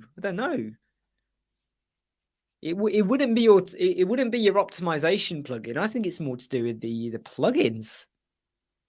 Maybe. Come on, Jimmy. Why did you crash?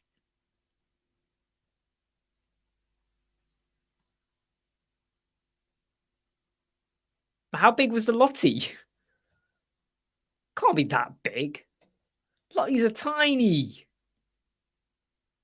Right? How big was your Lottie?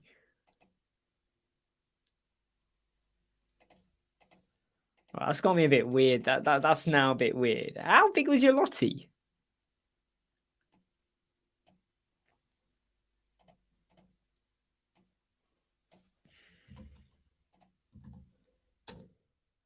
Just make sure you are sending it to that email, because it's not come yet. info@websquadron.co.uk. Just make sure you are sending it there.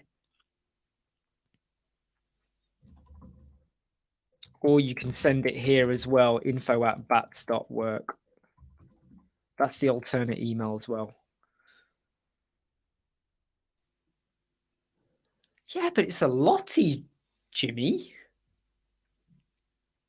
That's like saying my computer crashes when Mr. Clipart appears when you had Word open. Ding! You're creating a file. Do you know how to save? Click the save button.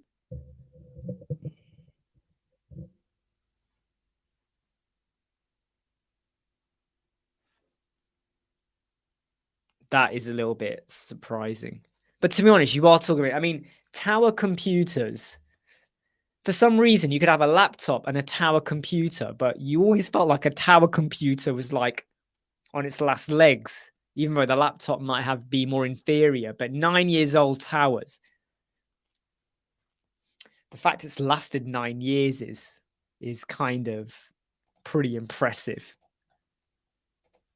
Yeah, I'm just shutting down my my mail completely as well.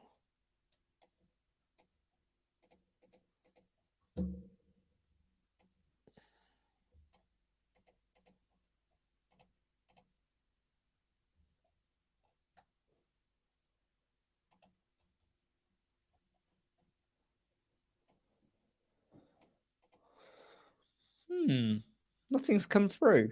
Let me just send a test email to myself.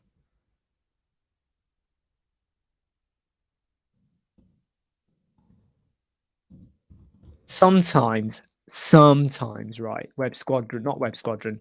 SiteGround has a bit of a little issue with the emails sometimes, right? And that's usually a sign that something's not right with it. So let me just log into SiteGround to get the email in case it's gone there. No, the email's come through fine, but yours hasn't.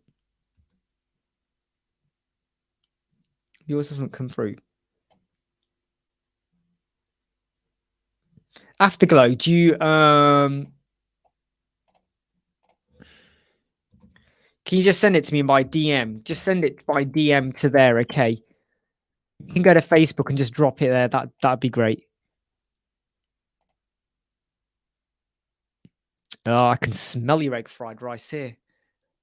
Ah, no, your email's now come. Now it's come. Got it. Right. Now your email's come, okay? Right. I'm not going to share this on the page, by the way, okay? So I've got your website. You haven't missed much. You haven't missed much. We were just like, yeah, you haven't missed much. Don't worry.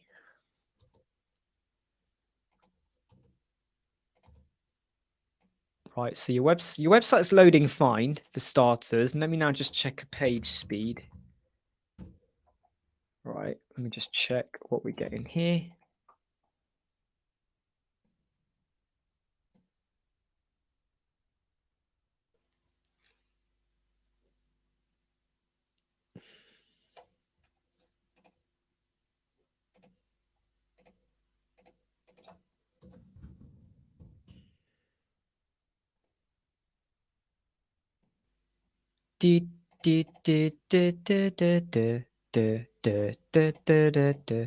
Right, so I'm just checking your page speed now. So the desktop is 98, fine. Okay, your mobile is coming out at 65. I mean, no, I'm just gonna run it a few times, okay? Because often service speed you get is kind of I don't want to say neither here or there, but SiteGround does go up and down a bit. So you might get 60% and you run it again and you get 90%. Let me just check that.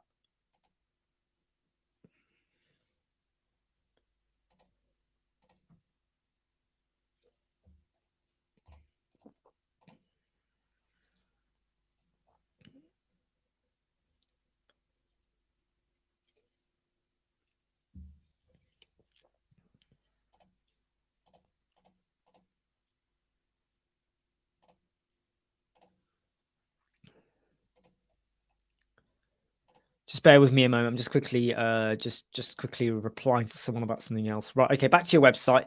So I've got 2 page speeds done. So interestingly, your score then went down to 39%, and the second time it then completely errored out. So my question to you before I crack on any more on this is, have you got what optimization plugins are you using? I'm going to do a scan of your website. What optimization plugins are you using? And have you got any security on here, like WordFence or anything like that? Which optimization? And um, yeah, do what you want with the egg fried rice. I don't want it. Ugh, ugh.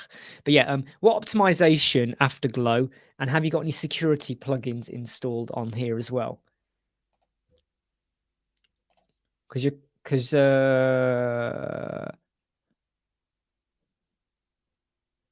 got WP Rocket, haven't you? You haven't got any security, but you have got WP Rocket, right? Your WP Rocket, strangely,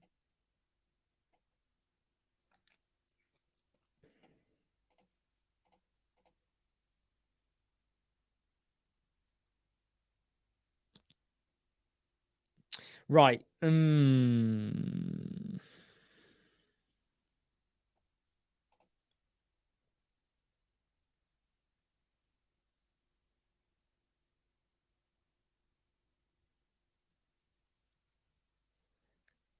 Have you so this is for Afterglow. Have you enabled some of the elemental experiments?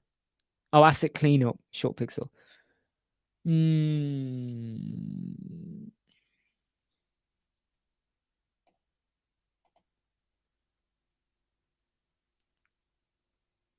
The background images you've got on your website are taking a while to load up. And I think the short pixel could be hurting you there on that, right? Um,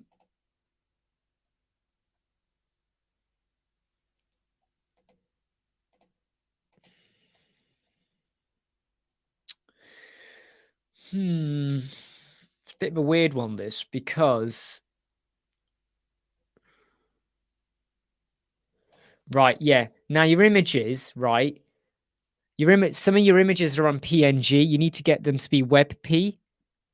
So you've like one of your images on there, the one of the two people where they've got loads of blue bars either side of them. You know, the lady in orange, you got the guy in blue shirt, and you got the blue stuff next to them.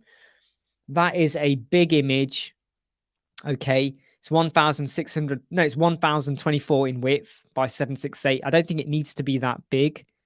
It's 1,000 width. I think you need to scale it and convert it into a WebP. That's number one. You got to do that. Um,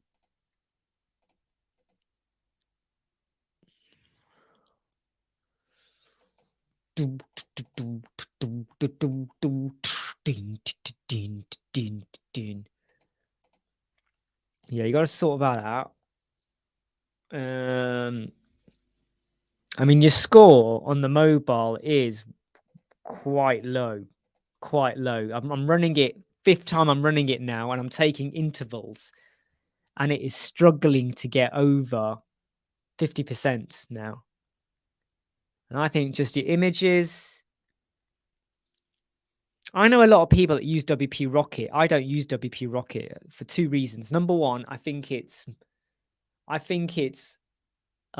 used because it's well known, not because it's earned its place.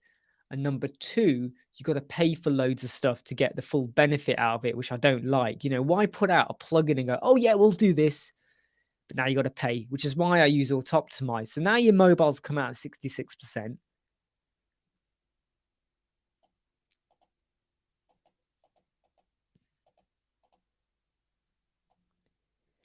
I'm going to test it on, so there's a couple of other page speed websites I use, webpagetest.org.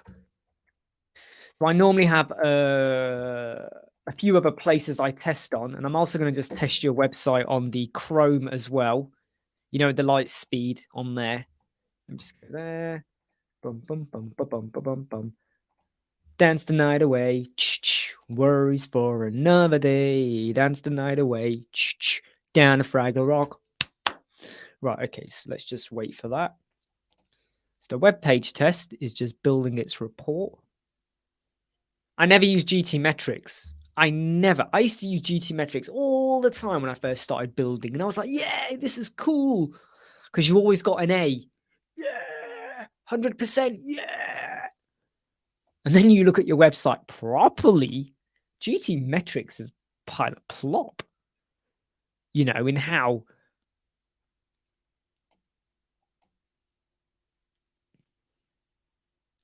yeah, so one of the issues is your background image coming through, your logo coming through. I would not do things through short pixel. I really wouldn't. If I was you after Glow, I would stop that. I would really stop that because that can hurt you. The whole fetching mechanism, you think it's not a good way to do it. Because it is fetching. Does that make sense? It is fetching it. Let's just take the Google Chrome. Here we go. So your performance. Look, your SEO, your accessibility, your best practice are great. They're all green. And I can tell that by looking at your website. But your performance is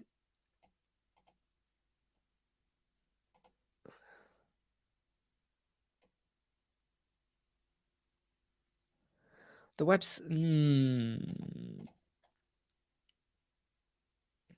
Have you activated the DOM one for Elementor? Oh, auto optimize. So here, let me tell you what I would recommend you do, right? Page speed and the settings are here, right? Let me give you the settings, right? I'm not just saying use it because I want you to use it. I'm not affiliated to them. It's the free version. You can do what you want with it. Seriously. You don't have to use it. It's up to you what you go for. Right? But here you go. You want to look, watch that video, okay? But yeah, your DOM. Make sure you've got that one enabled. Right, you've got some JavaScript running, haven't you, on your homepage? And so it seems to me that you've got some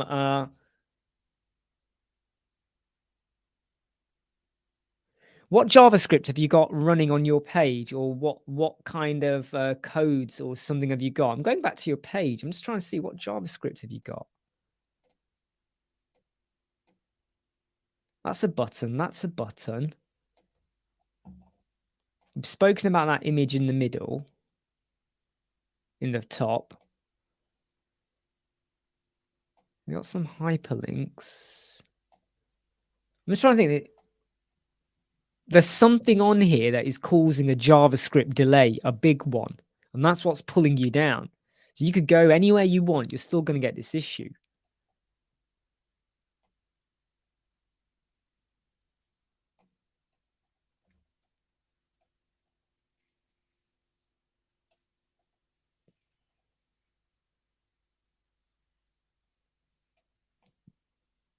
What is this? It says you're loading something, and I don't recognize this script at all.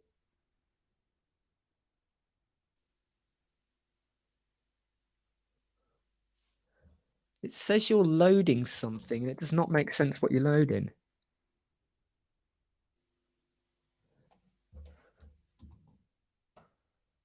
There is something being loaded. There's some JavaScript. Something is being loaded on your page. Now I'm going to say to you, right, deactivate WP Rocket, stick in auto optimize, go through the settings because I explained that in the video, regenerate your CSS, purge your site, purge your server if you can do that, which you should do actually if you're with SiteGround, and then check your score again. Because the delay, and yeah, and don't put your images through short pixel, and convert your images into WebP, and scale and size them properly as well. Do all of that. But that is about as much as I can do. Because we do this kind of like for free, I can't do more detail than that, because otherwise then we have to charge for that. Okay, but I tried that. Oh my god, your egg fried rice. What the heck is this, Pixter? Oh man, do you know what? I'm going to share this on screen. I'm going to share this. Everyone, get ready. I'm about to share this disgusting meal. Are you ready? Are you all sitting nicely? Look at this. This is what Pixter's eating. This filth. Look at this filth on my screen. Oh, actually, it does look quite nice. Actually, it's more like a scrambled egg omelette, isn't it? Which I actually wouldn't mind. That's actually not bad. That's actually not bad, I have to say. That looks quite nice. I was expecting, when you said egg fried, I was expecting it to be layers of eggs and stuff, which I don't like. I don't like that. But that wasn't bad, Pixar. Actually, it's not filth at all. Yeah, have a go on that. Okay, have a go on that. Get rid of WP Rocket because whenever anyone goes on about page speed, everyone goes, "Yeah, WP Rocket, WP Rocket, WP Rocket," and I'm like, sometimes I wonder how many of those people that say that are just checking on GT metrics. How many are actually checking on 3 or 4 different page speed insight testing websites and looking at their mobile and really looking at it? Yeah, you see, look, that's the only time I like egg Pixar when it's omelette, because then omelette is just nice. When you do it with like a few peppers, a few onions, normally 2 eggs. I add a bit of milk in as well because that helps to fluff up the omelette rather than it being quite just flat. So a bit of milk, just a tiny bit of milk, 2 eggs, beat it, and then just a little bit of chili powder, just a little bit, and then a little bit of something else. I can't know what it's called now. There's something else I add in, and then just like and then you fry a few onions and a few little peppers. Cream. Do you know what? I've never tried cream.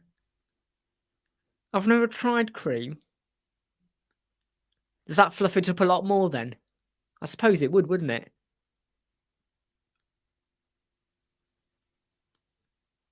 Never tried cream, actually. Now that you've said that, it's got me thinking.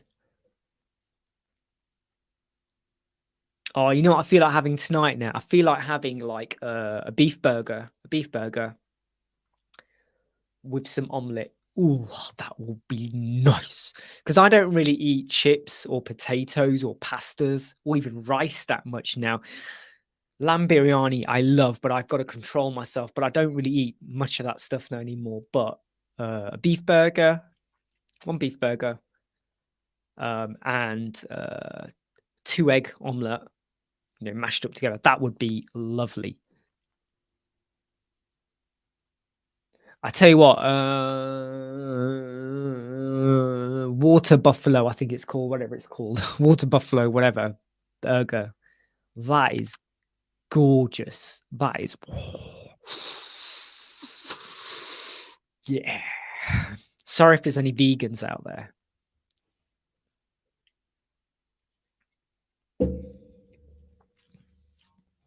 We've been live 2 hours and 20 minutes.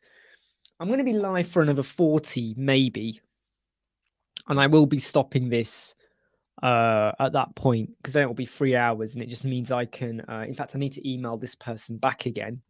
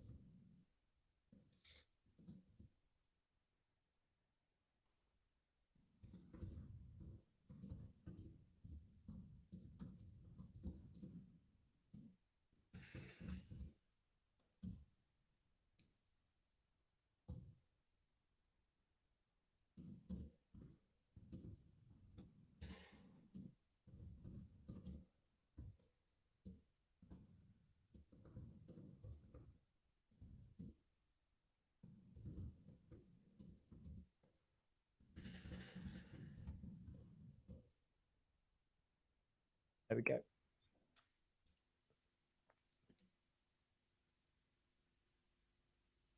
Take care, Pickstar. Have fun, my friend. And I will look at your thing today, all right? I will be looking at it today. Don't worry about that.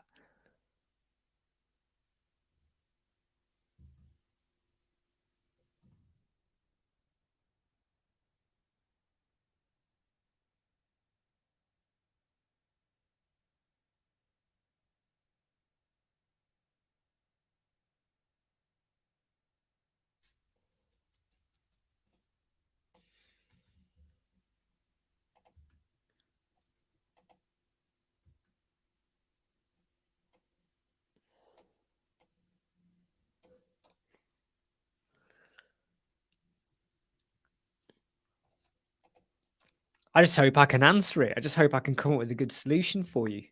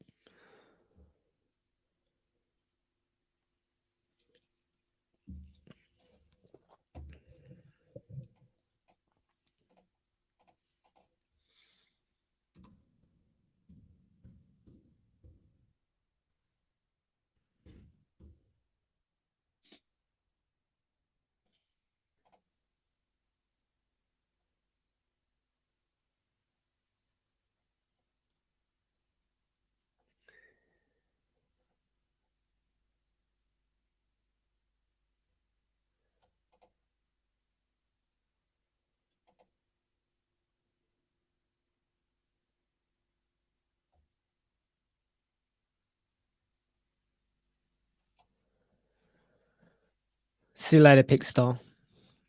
Don't worry, mate.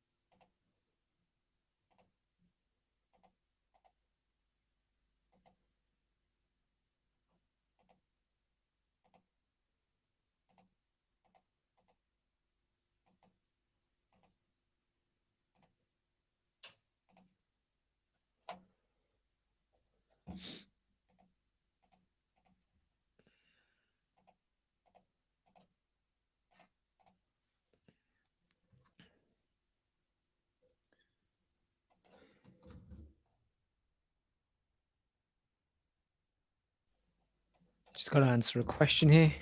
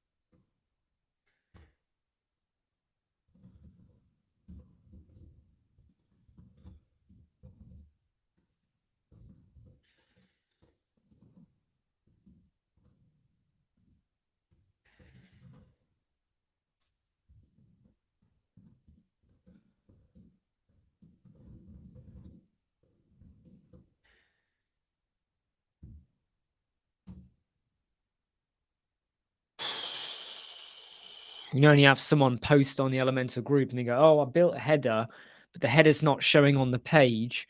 And then they put a video on, and you kind of go, because you've not removed the fake header that came with your theme. Remove that, then it will show your header. You think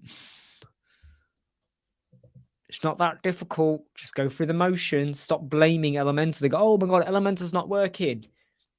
It's your theme, right? Delete the header from your theme. That's all you got to do. So, Jorstein, what is your typical client? Age range is irrelevant because they're all different ages. We actually have some just starting off brand new businesses. They're just starting off. We've got some big businesses, some national companies we're working with.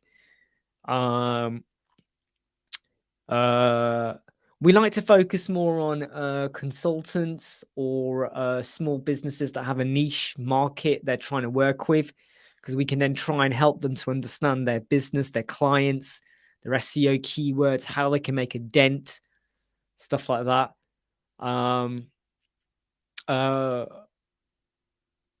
We don't like to work too much with eShop websites, because there's so much more hassle that comes with an eShop, more variation and things you got to sort out, which is always a pain. It's never enjoyable. When you have a website about 20 categories, it's never fun.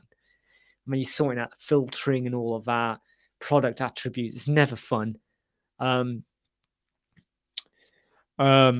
yeah, Course Maker, that fits in with like the consultant market as well. They might be doing courses, webinars, a blog, stuff like that. But consultants, niche people who basically just want to stand out in the market. And we like to think that they can come and see who we are, what we do, how we portray ourselves, and they can see, well, do we stand out from the fact that there are tons of YouTube influencers out there that do Elementor and WordPress? Do they like our approach and our style and the way we do things? So stuff like that. eShop, definitely less. We will do it, but it's not the favorite one. I don't like, because there's so much hassle can come with it. You got a website, it's all built, everything is wonderful, working really well, and then the order's not gone through. Or there's a fulfillment center, and you put in the API code, and it works, and then it falls over, and you're made to feel like you're almost responsible. And often it's the fulfillment center, or the customer didn't put something in correctly, or whatever, and you kind of go, it's not, sometimes shop websites can get boring as well, single product template, blah, blah, blah, blah, blah. They get a bit boring.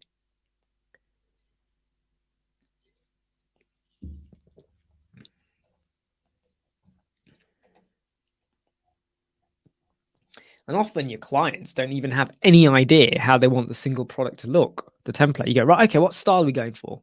And also WooCommerce and stuff comes with its own headache and problems, doesn't it? Your client goes, oh, I don't want to show those fields. Then you got to sort out, do you do code snippets or whatever? Then it might be, oh, we want to have the flow do dish, dish, dish, dish, dish. And you got to then go, oh, great. Now we've got to think about that or not. Oh, we want to do a gift card. And then sometimes you say to the client, okay, we can do all that, but there's a separate cost for that. And they're like, why? I just want a gift card facility. Why do I have to pay for it? And then they compare WordPress and WooCommerce to Shopify. And you go, well, if you want Shopify, go Shopify. What are you doing here? Oh, I don't like Shopify because Shopify does not allow me to do . Well, yeah. But the stuff it doesn't allow you to do, you can do in WordPress. But there is some stuff you can do in Shopify that you can't do in WordPress. So it's like, you got to balance it sometimes with expectation. But I like to be very realistic with what they're going to get. And that's why I like the client to tell me from the get-go, what do they want? So if I can't think of the right solution now, but I have an idea that it can be done and I know where to go and look, fine. If they ask for something and I'm like, I don't know. I don't like to get involved in that. I don't want to be spending a whole day researching a solution and hitting dead ends. But then I feel like I've got to find a solution. We've been there before. We've been there where, very early on, we worked with some clients and you're spending days, weeks trying to find the perfect solution for them. And sometimes you find the perfect solution and then you know what they do? They go elsewhere because they can get it done cheaper or whatever. But you've gone and researched all the work for them and the hassle and stress that brings. It's not nice. WC plugins are so expensive. If you need a few, I don't like. Yeah, exactly. I mean, that's why, for subscriptions, I use Paid Membership Pro, which is free. And that you can connect back to WooCommerce. So I can have free registration, monthly registration, one-off registration. It's all built in.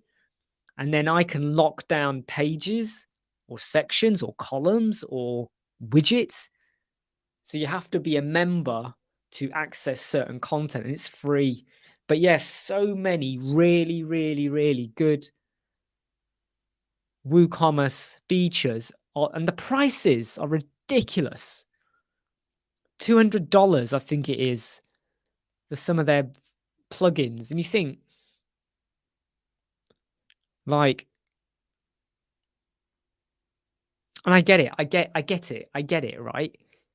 They've obviously got to make their income and their money. But I do believe that if they were to say, look, for $60 or $50, you get all of this extra stuff, all of this stuff, right?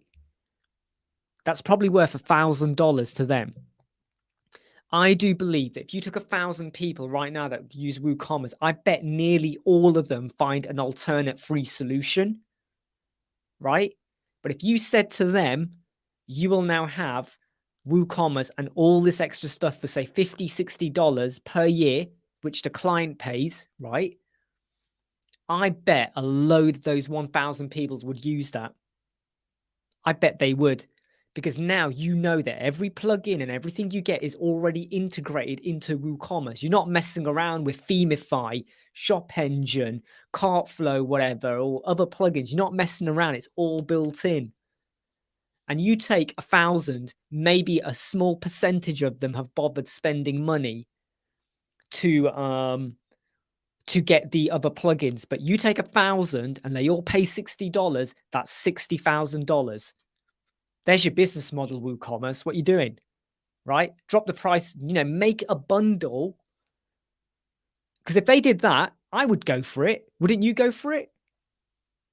Paid Membership Pro. Sorry, let me write it down. Paid Membership Pro, and it's free, okay? It's free. I'm glad you agree with that, yeah. I'm glad you agree with that. But you know what I mean? I mean, I can honestly tell you now, of every shop site we've built, if I knew there was a premium, all you got to do is call it WooCommerce Premium. That's all they got to do. And it's got the subscription, it's got this, it's got the gift card, it's got this extra cross-upselling stuff they have as well. It's got all of this stuff. And every time you have something new, you add to it. Rather than every time they create a new solution, oh, we'll charge for it, we'll charge for it, we'll charge for it, we'll charge for it, charge for it. So you're now expecting us to have WooCommerce. Oh, that's my phone. I'm just going to cancel that for a moment. They go, you want us to have WooCommerce, hey, Sue, right? WooCommerce payments, WooCommerce PayPal payments, and then all of these other plugins. Just have WooCommerce, right? The WooCommerce payments I get, and then have WooCommerce Pro, $60. People would pay for that. I would pay for it. No, I won't. The client will pay for it, sorry. The client will pay for that. It just makes absolute business sense. And you just feel like whoever is running their marketing department, right? Because it goes without fail, doesn't it? Anyone here built an e-shop on WordPress where they did not use WooCommerce? Tell me now. Because I'm pretty sure 99% of all websites out there, WordPress, will be using WooCommerce.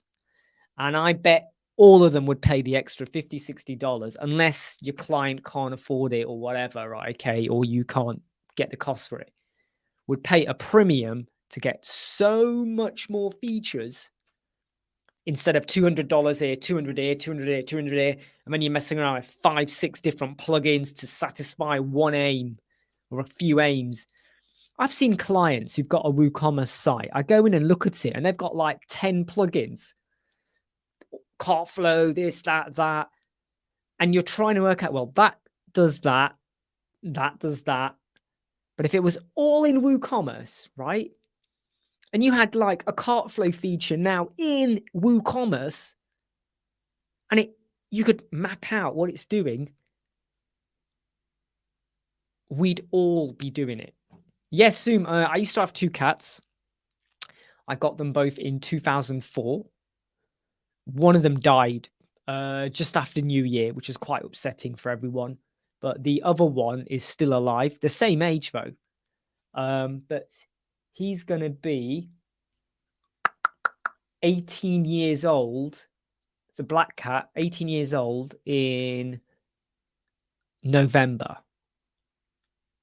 And he's still okay. Still okay.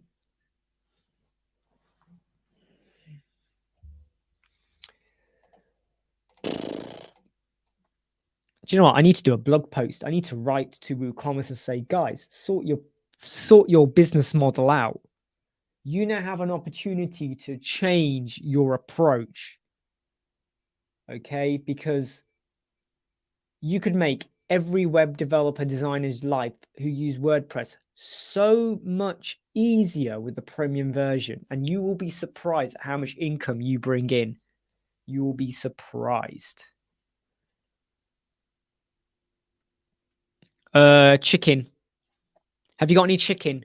Chicken without any chili on. So preferably cooked chicken. They prefer cooked chicken. So if it's cooked a little bit, give them chicken. Do not give them milk. Okay, milk is poisonous for them. Okay, because cow's milk with all the stuff they add is actually poisonous. So give them water. Give them a bowl of water. Give them chicken. If you've got any fish, not cooked. When I say cooked, I mean not cooked fish. Right? Don't give them with spices. Nothing spicy.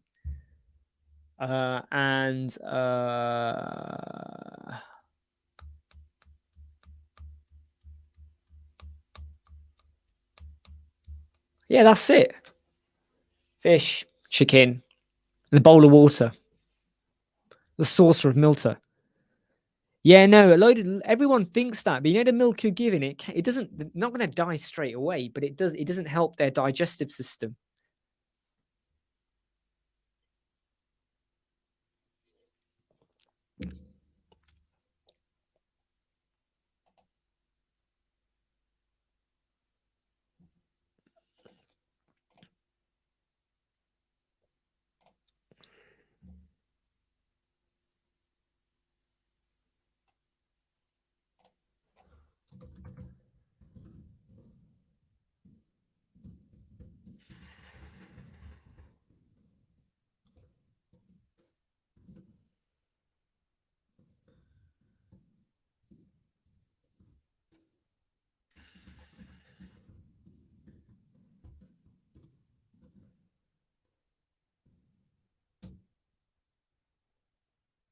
I can't believe it. So someone on the Elementor community, they're whinging about Elementor, the header's not working, and I told them, have you switched it off? And guess what?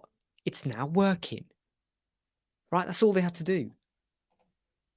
So I get a bit annoyed when I do see people kind of like, I'm not criticizing, but when people say, oh, it's not working, it's crap, it's this, it's that, Elementor, oh, it's bloated, or blah, blah, blah, or I can't do this or that. And you kind of go, have you done this? No, I haven't. No one told me I had to do that. You've loaded in a theme that is loaded with header, footers, and stuff and colors. And then you're whinging because your website doesn't look how you want to look, but you've not taken off the theme header footer. You've not disabled the global fonts and colors from the theme. So of course it's not going to work.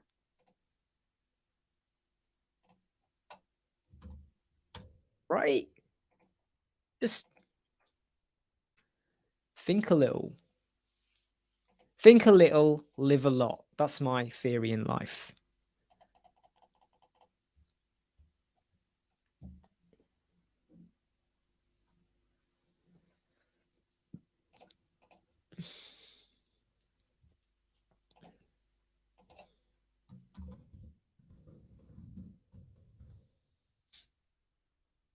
Don't be fooled by the rocks that I got.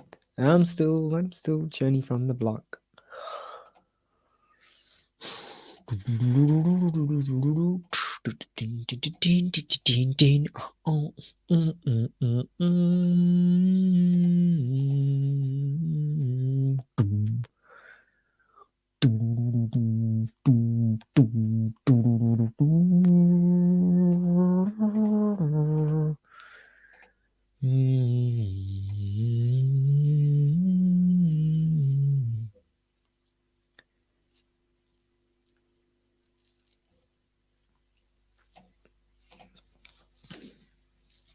No, Leicester, which is about 100 miles away from London.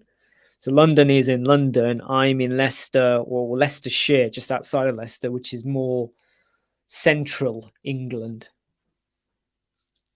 So above us, we've got Nottingham, and then that way we got Birmingham, and then that way we got Northampton. But London's 100 miles away.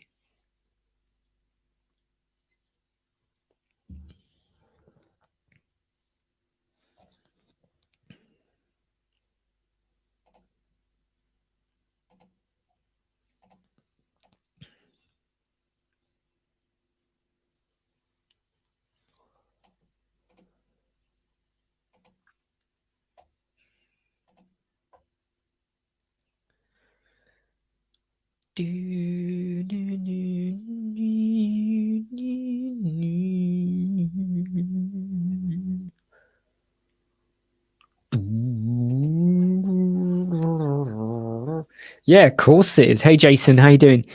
Oh yeah. The food's not the food is a little bit relative, to be honest. It's not that bad. But if you go to a restaurant, you can expect to pay a lot more in London, of course, depending on the restaurant. But if you go to McDonald's, you'll pay the same price you pay in Leicester. You go to Nando's or other shops, you'll pay the same price. So it's kind of relative depending on the shop. Yeah, I do wonder that as well. I don't think they can because it's so out of tune. I think it's so out of tune. There's no way they can ban me. House prices in London are super expensive. Super expensive. So house I'm in right now in Leicestershire is worth just under 500,000, just under. But if this same house was in London, it would probably be 1.5 million. That's the comparison. Houses here, you could multiply by 3 if you were going to get the same kind of house in London. I can tell you that. I can tell you that because I've got friends who live in London, and when I see their houses or where they live and what the cost is, I'm like, whoa, wow.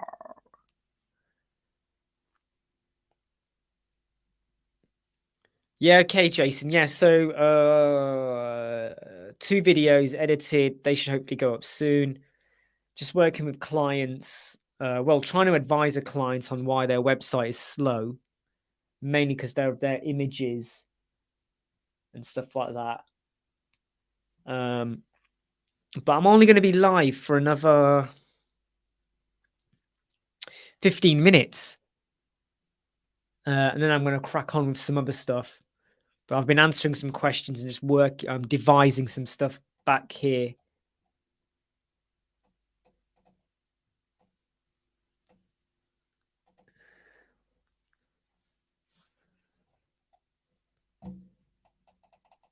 But what I will say though, Zoom, if you're ever thinking of moving to London, you better have a load of money. Or know people who are going to let you stay there a while because it is the rent. You could probably be looking at £2,000 a month in some places. It's not cheap. It is not cheap. if you've always lived in London all your life, you're used to it. But if you come outside of London and you come in, you're going to be like,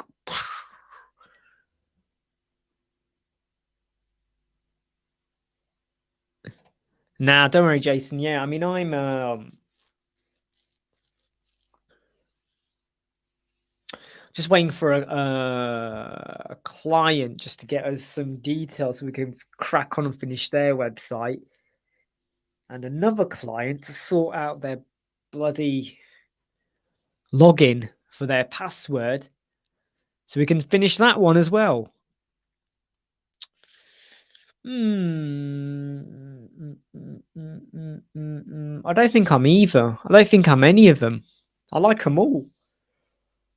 But if I had to pick one, I'm probably more Gryffindor than Slytherin.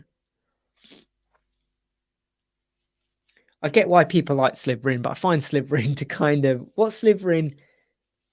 me, Slytherin is almost like tactics to win, whereas I prefer to win with effort. So you can either win with hard effort or you win with tactics. So Slytherin is tactics, and I'm more win with effort. Hey Dan, how you doing? I'm only going to be live for about another 12 minutes.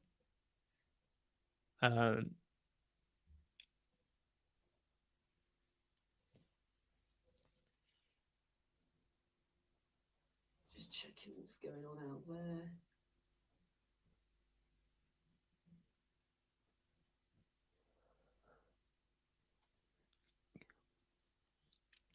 Yeah, doing okay. Well, I was recording I was planning to record 4 videos today. I did 2 of them, and then 2 more. I just gave up of them after a while because they were just no, it's because I haven't done my hair. So when I wake up, my hair is kind of like all over. I've just not straightened it, and I was wearing my hat. You see, so because I went out to the shops earlier, but just not, just not straightened it or anything. So I'm looking like a bit of a mess at the minute, kind of thing, really. Well, look at it. I mean, look at this bit here. It's not even flattened. Look, you can see it. Look, here you go. Look, see that? Look, it's just sticking out. It's not even down. Yes, yeah. Have a safe trip going to France. Hope you get your MacBook picked up and you bring it back safely. But good luck. Have fun, mate. All right. But yeah, exciting stuff.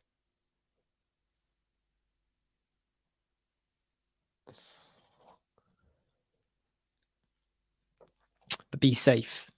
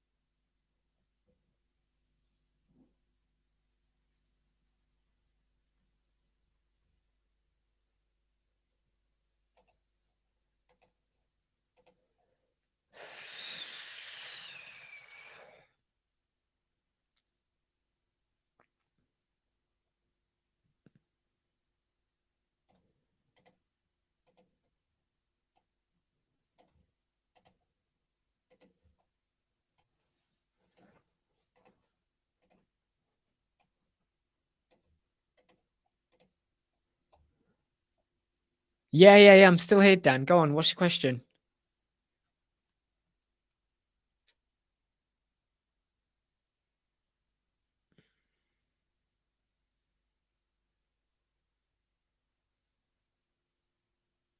Yeah, they did. Yeah, they did, Zoom.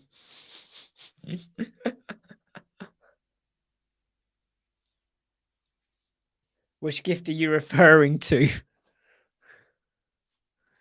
What, the Pepsi can? Dan.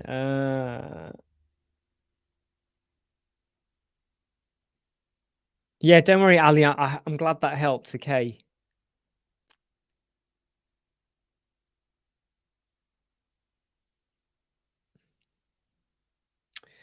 Um.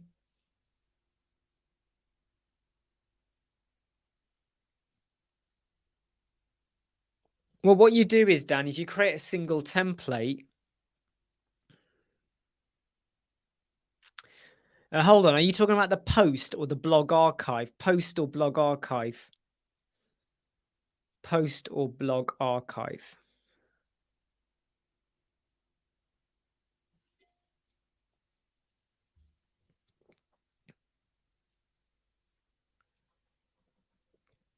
You're talking about the post or the blog archive? You'll have to email me soon because you know what? I get so much stuff. I don't know which one. It depends on which one you're talking about. I've had quite a few stuff. I'm trying to think which one you might be referring to. Trying to think what you might be referring to. You'll have to email me soon, all right?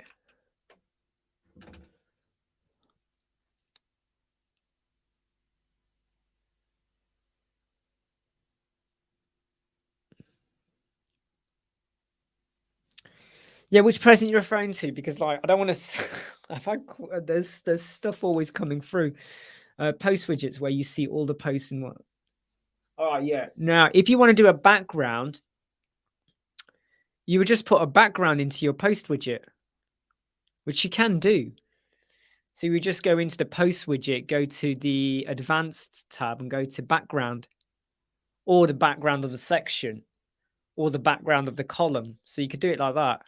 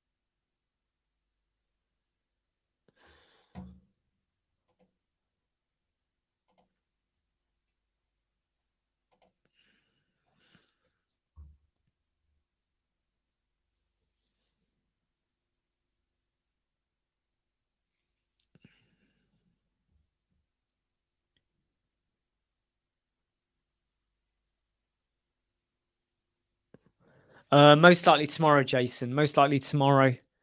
I think today, I've got just other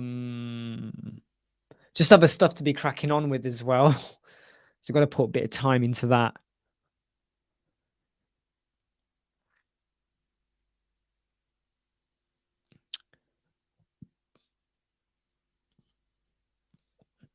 Right, I think I get what you mean, Dan. So basically, you're saying where you have the post widget, right? You got the image, and then you got the text like that. If you use site origin CSS, you might be able to modify the way that looks. You might, you might be able to grow the image or make the text overlay onto the image. I think that's what you might have to do.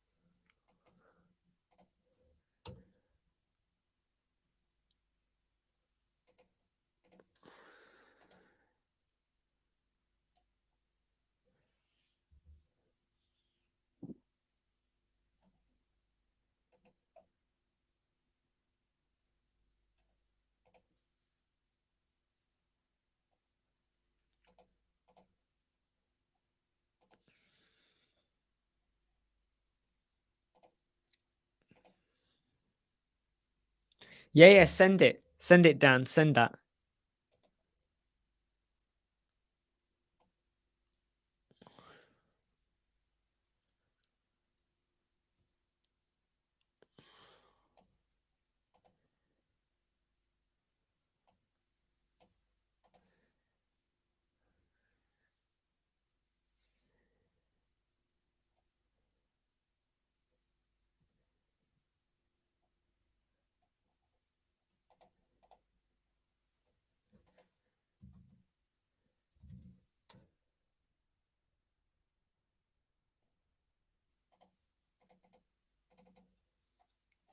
Yeah. So what you need to do is, Site Origins CSS. It's a free plugin, Dan. Site Origins CSS. In fact, I might have a look at that when I get a chance. Okay.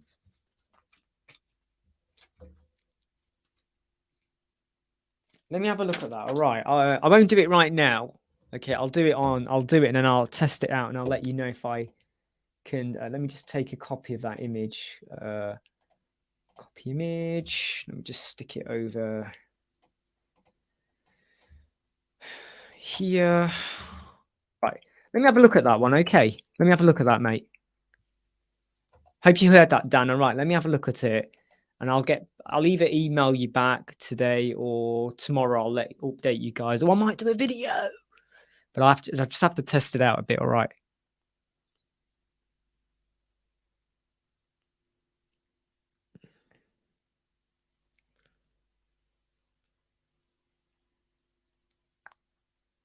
Let me play around with it. All right.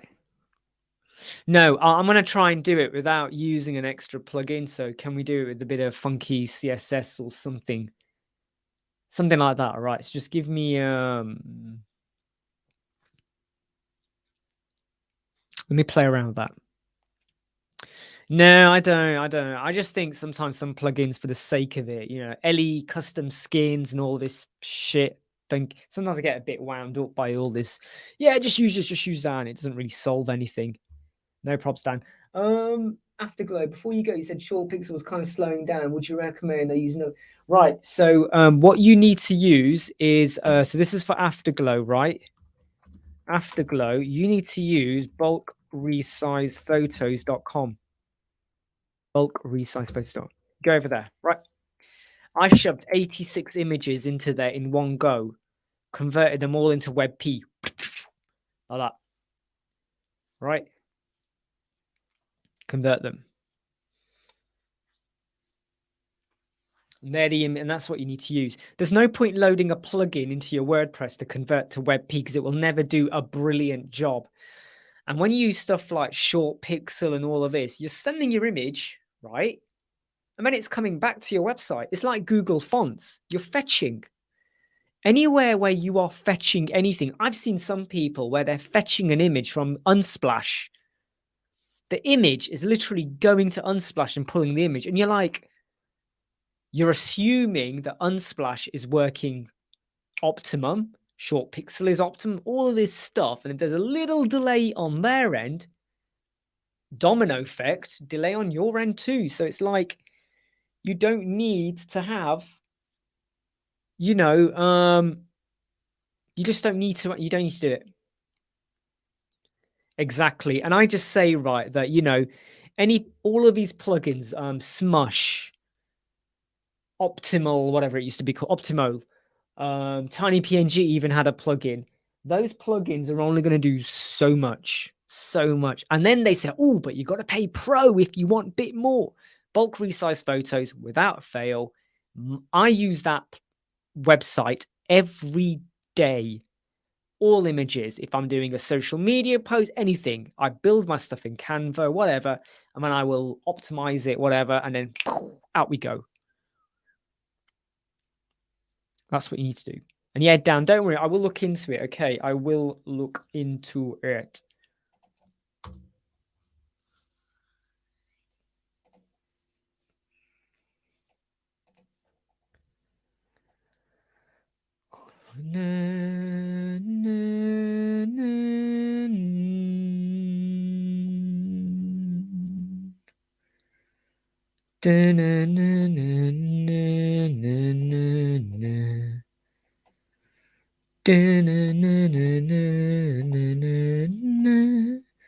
La la la, oh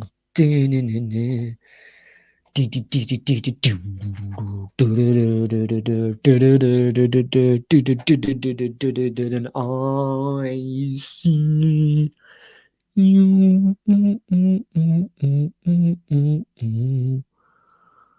W3 Total Cache, I think, is crap. I'm going to be honest. I've used it, not been impressed by it at all. Not at all. You're better off using WP Fastest Cache. Okay, WP Fastest Cache. And WP Fastest Cache, auto optimize, right? W3 Total Cache, pile plot. I'll tell you what, Afterglow, right? I'll tell you what. Optimize and convert the pages and images that are on your homepage. Because that's the page that is the first point of call when people go to your website, right? That's the page you are testing on Page Speed Insights, right? So optimize and convert to WebP the images on your homepage. There you go. That's easy. That's going to be like what, 10, 15 images, whatever. Go for it. Do that. That's all you got to do. Right, digital Olimon. If you have, say, 15 clients that all use the same product images, and there are thousands. Yeah, you see, look, when you do that as well, when you're pulling the images from Google Drive,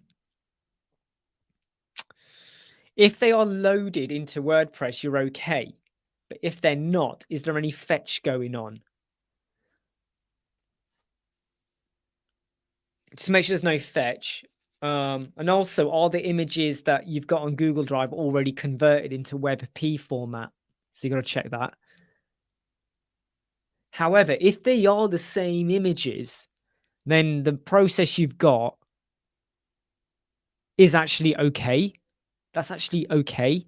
However, I am a bit doubtful here, because that sounds to me like the images aren't loaded into your WordPress media. You're pulling them. So there's a fetch, and that's got to affect your speed of your website. Alan, what about WP Rocket? I got nothing against WP Rocket. I just find too many settings. Not all the settings make sense. And I think too many people use WP Rocket just because they've heard about it. Loads of people use WordFence because they heard about it. Loads of people use WP Rocket because they heard about it. But is there alternatives? Yeah, I use Auto-Optimize. So I will use Auto-Optimize instead. In fact, my settings and the plugins I use, let me give you the video here, right? So I've got nothing against WP Rocket. I've tried it, I've used it, I've just found it confusing, and you get so much, but you really want it to improve your website, you got to go pro. Whereas I can have everything I want for free with Auto Optimize, not because I'm cheap, but I'm thinking about some of my clients. They're not going to be able to afford too much outlay or resources sometimes, or they don't want to pay for it. So it's a pretty, I would say WP Rocket is fine. It's good to use, mainly when you go for the premium version. But if you're not going premium, just go to Auto Optimize. Yeah, you see, look here, digital. So here's your problem right now with your images. And there will come a point one day there will come a point where your client is doing a promotion. Everyone goes to the website, and for whatever reason, Google Drive goes down, or there's a problem somewhere. And people go to the website and there's no images. What's your client going to say then? And I would also say that if you're worried about the amount of images and the storage space on your server, I would start saying to, like, if I had a client that had 4,000 images, I would say, right, you have to get your own server. And they might have to pay, like, can I ask you, digital? So these clients, right, how much is one of those clients' average cost? What are they paying for their hosting? What on average are they paying for their hosting?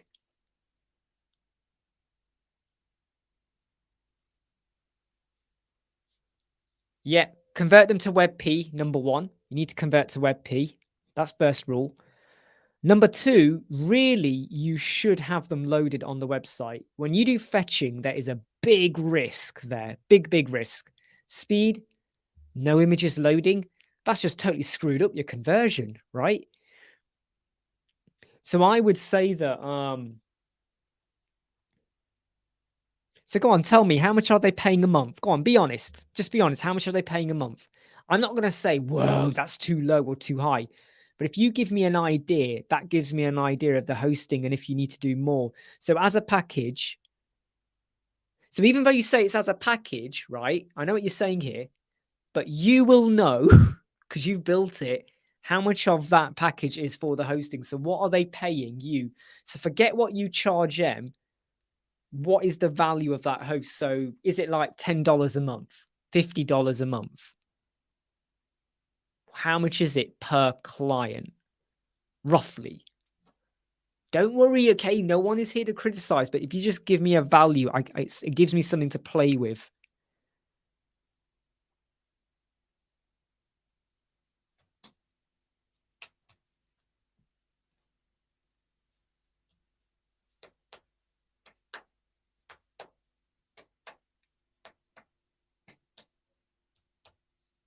What's your charge?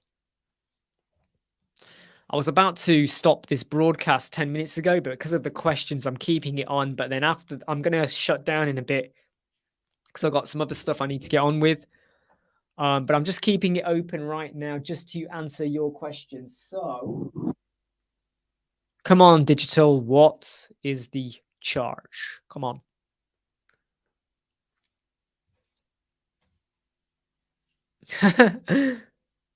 Right, that's $9 a month, right? That's $9 a month. So my other question then is, yeah, a month. So is that $9 a month because that's all they can afford, right? Is that all they can afford? So that works out to 99, 108, roughly $108 a year. Is that all they can afford? That's my next question to you. Is that roughly all they can afford?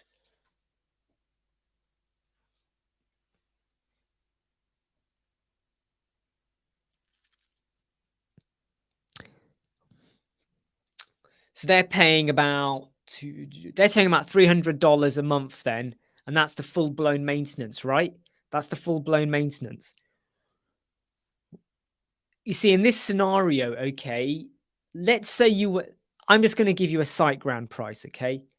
If you were on SiteGround, okay, they would be paying, I'll work it out for you, 120 they would be paying £144 a year, which is about, say, $170 roughly.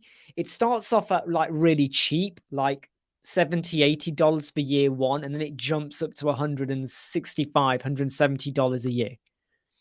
If they did that, they would have their own server just for them, right? With, you know, storage, SSL, emails, backups, customer support, which you would do. They wouldn't need to know about that. You'd get all of that. So I would say, if you're worried about sizes and storage space, then I would say that you need to rethink the business model with your clients and the servers you're giving them. Because I had a client, right? And they were paying, and the amount of images every month, because they have a directory website and it was growing faster than they assumed it would have. And I was said, right, hold up. You either pay much, much more now for your hosting because of the amount of images you got, or you get your own server. We'll still look after you, but we cannot justify right now you're paying the same amount of money as other clients, but your storage with all your images and crap is like 3 times the size of other clients, other big clients. Doesn't make sense. So either you pay more or you get your own. They went and got their own, and they were happy to do that, and we helped them do that. They still pay us for maintenance, but we got them their own separate server. Yeah, that's what I meant, Jason. So you know the WP Rocket, you got to go for the Pro to get the best features. If you go WP Rocket, if you're not using the Pro features, it's not good, is it? So you got to go for you got to get the Pro.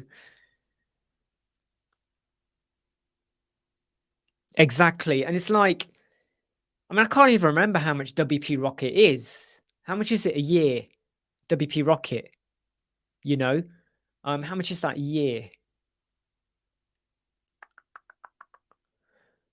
And when you work it out compared to the cost of Auto-Optimize, it's like, it's no brainer. And that's the thing, digital. So like, I bet, right, you've got, so Digital Olyman, I bet you've got other websites, right, where they haven't even got a shop, right? They haven't even got loads of images. What are you charging them a month? The same price or what? What are you charging them?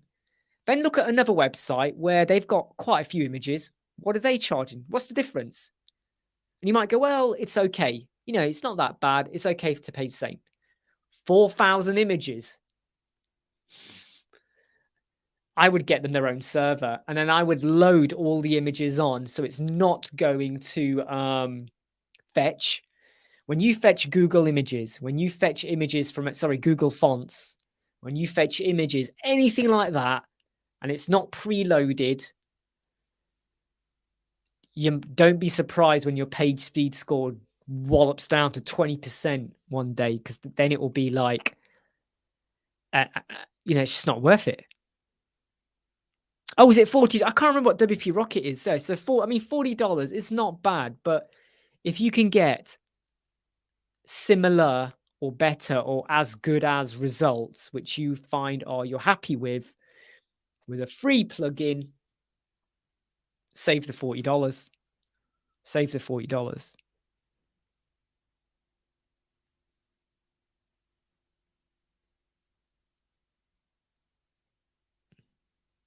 I can tell you now, digital, right? Okay.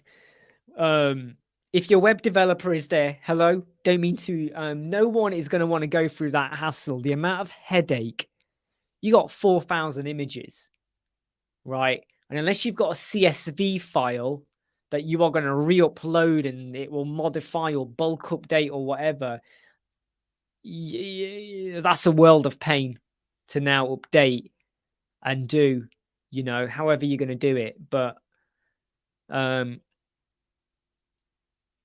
you know, if you've got 15 sites using the same images, right, and hear what I say here, and Google Drive goes down, you've got 15 sites not happy, and think what that does to your reputation. And imagine now 15 of them emailing you, boom, boom, boom, boom, boom, calling you up, messaging, what's going on? What's going on? What's going on? That would not be a good day. You're going to stress out and explode and fall off your chair. Right, I definitely am logging out now. I am definitely logging out now.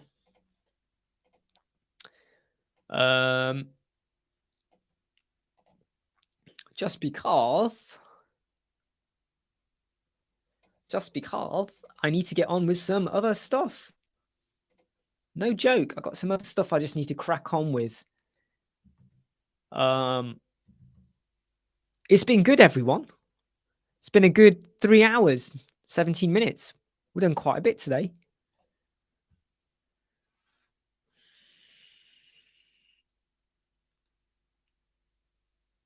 Yeah, server hosted images. You know, you got to sometimes take the easy, simple route, because you always got to remember what if you only ever had one client in your entire life, you could get away with it, right?